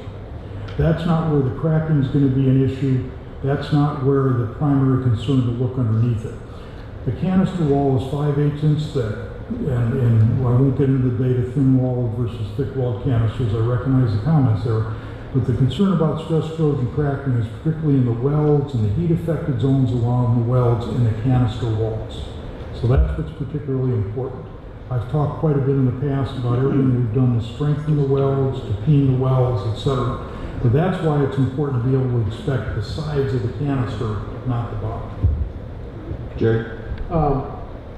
This has to do with the drop, and this is Gary Hedrick. You know, if a drop would occur, hopefully none, and the canister is distorted, is there any way to extract the canister if it's damaged, not cracked, but just distortion? So the analysis shows the canister would not be distorted to the point that it could not be retrieved. But I should comment, we checked on the break. We do have the layman's version of the drop analysis posted on the website. That may not be sufficient for some people. So let me come back and talk about the more detailed conclusions of the drop analysis in terms of how much the canister might be distorted. And if I could add, we, the NRC, when our colleagues in headquarters who licensed or issued the certificate on this system, didn't ask the vendor to produce that type of analysis because they delivered to us a single failure-proof design that that it could not happen. That is why the violation that we issue is so important, because that fundamental assumption that this event can't happen because we have a single failure-proof design was invalidated on August the 3rd. That is why the enforcement is what it is, fundamental. And I think probably this might be something we do in the extreme events workshop that we're talking about. It's one of those events that may happen, so we'll just wait till that time, we'll bring it all together. Well, we're going to get a lot more information from the Holbeck well before that. Yeah, I would focus on the canister itself and the good questions about distortion, etc., and how you retrieve a dropped canister. Dan, did you have a couple more? I've got a couple at the very end. Yeah. Tom, this is for you. There was a question about the number of staff turnover. Why was it so high? And was any of this due to radiation exposure? No, the radiation exposure to the crews is very low in this system and in most systems. So it's not an issue of radiation exposure for the crew.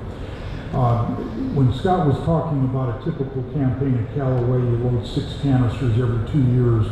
The people who do this work travel around the country. They're used to fairly short duration assignments, 1 or 2 months. So our plan is a 12-month assignment, and we in Holtec did not properly judge there would be some turnover.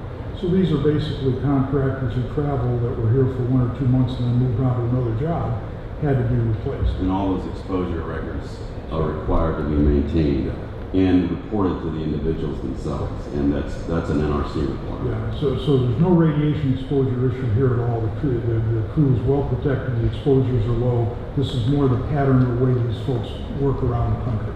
You know, that was really the cause of the turnover. Thank you. And a final question that I have for Scott or Linda.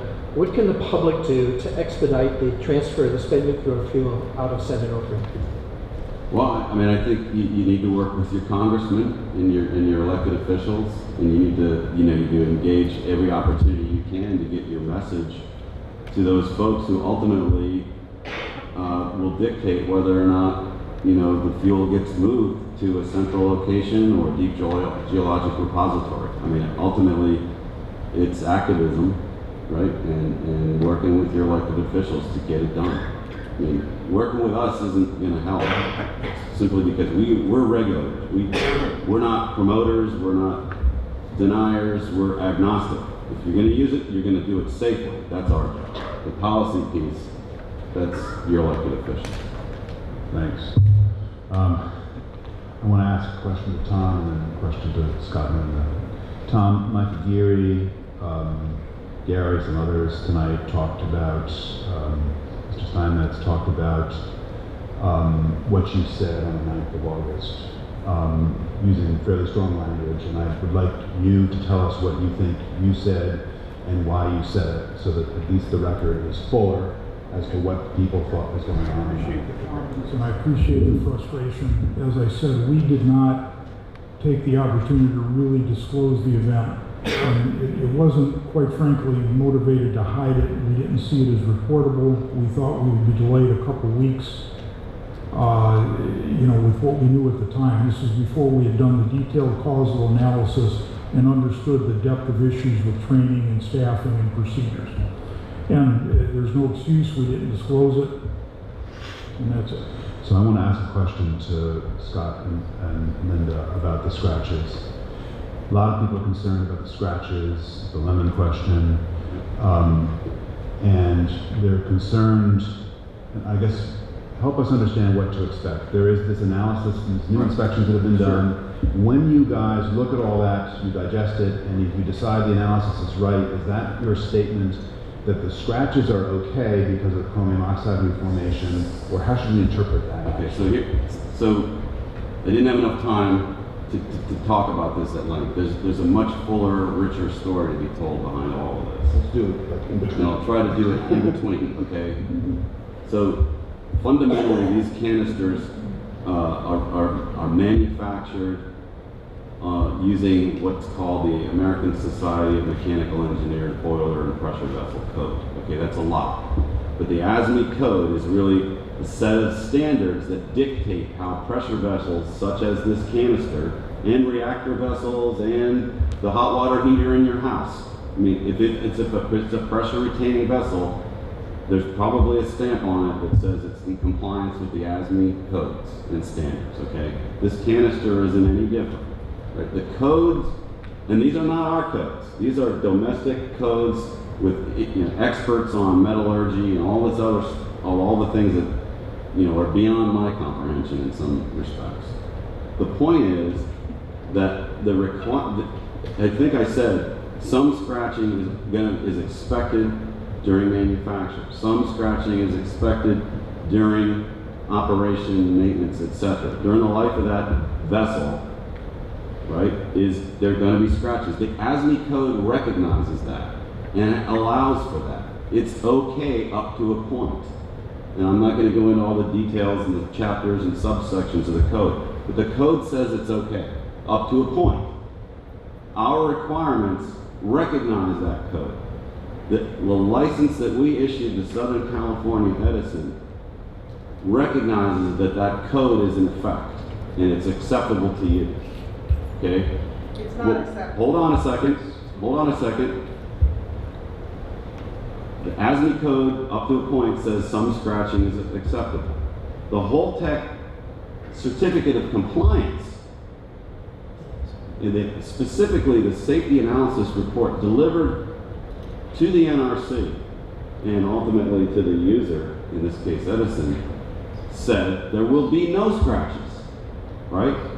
And now Edison uses this and they're in a conundrum because they've got a safety analysis report from the vendor that says there's no scratches, and they've got a license from us that says they can follow the ASME code, which allows scratches.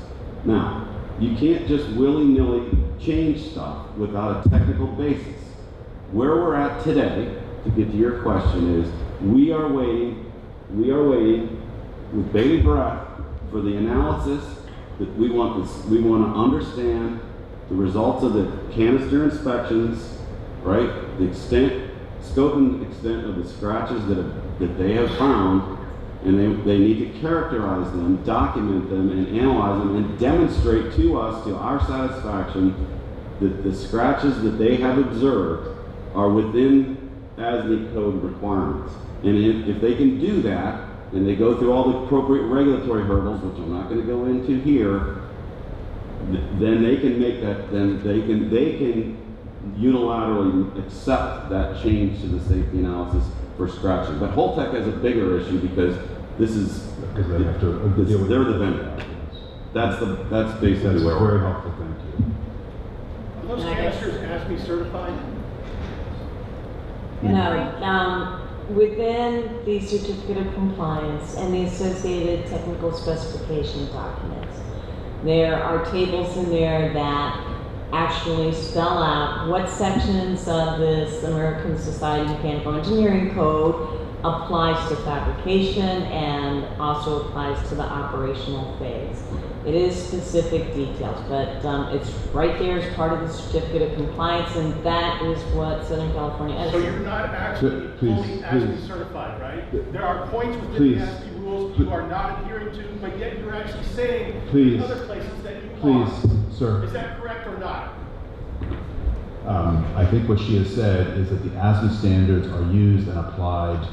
I asked her a simple question. Why can't she answer it? And why are you talking for her? What I said was that There's no need to be unbelievably rude, okay? It's hard to have a public discourse when we can't have a calm, I think it's impassioned to lie to discussion. people. Okay, lie is a pretty strong word, sir. Why don't you have the last word on this, Linda, and then I do need to close the meeting. Right. So the technical specifications again refer to the appropriate sections of the ASME code. And that's what the vendor as well as the endpoint user is held to comply with. Portions of that code apply to the manufacturing and fabrication portion of the life cycle of its canister. Other portions of the code apply to its operability phase, and that's really where Southern California Edison is held. And the issue here is code compliance. So I want to say one thing just before we close here, which is that Tom, Isaac, and I have had repeated conversations with Edison about the analysis that they're doing about the scratches, and raised a lot of technical questions about this.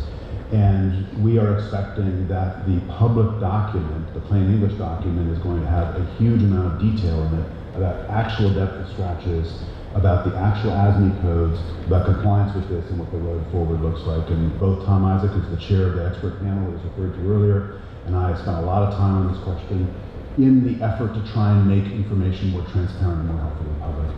We've gone half an hour over. This is, I believe, a record for us, not a record I would like to break. But this is an important topic. I appreciate all of your patience. I appreciate everyone's patience up here. And also I want to thank in particular Linda and Scott for traveling here and for spending time with us this evening. It's been enormously valuable. Thank you.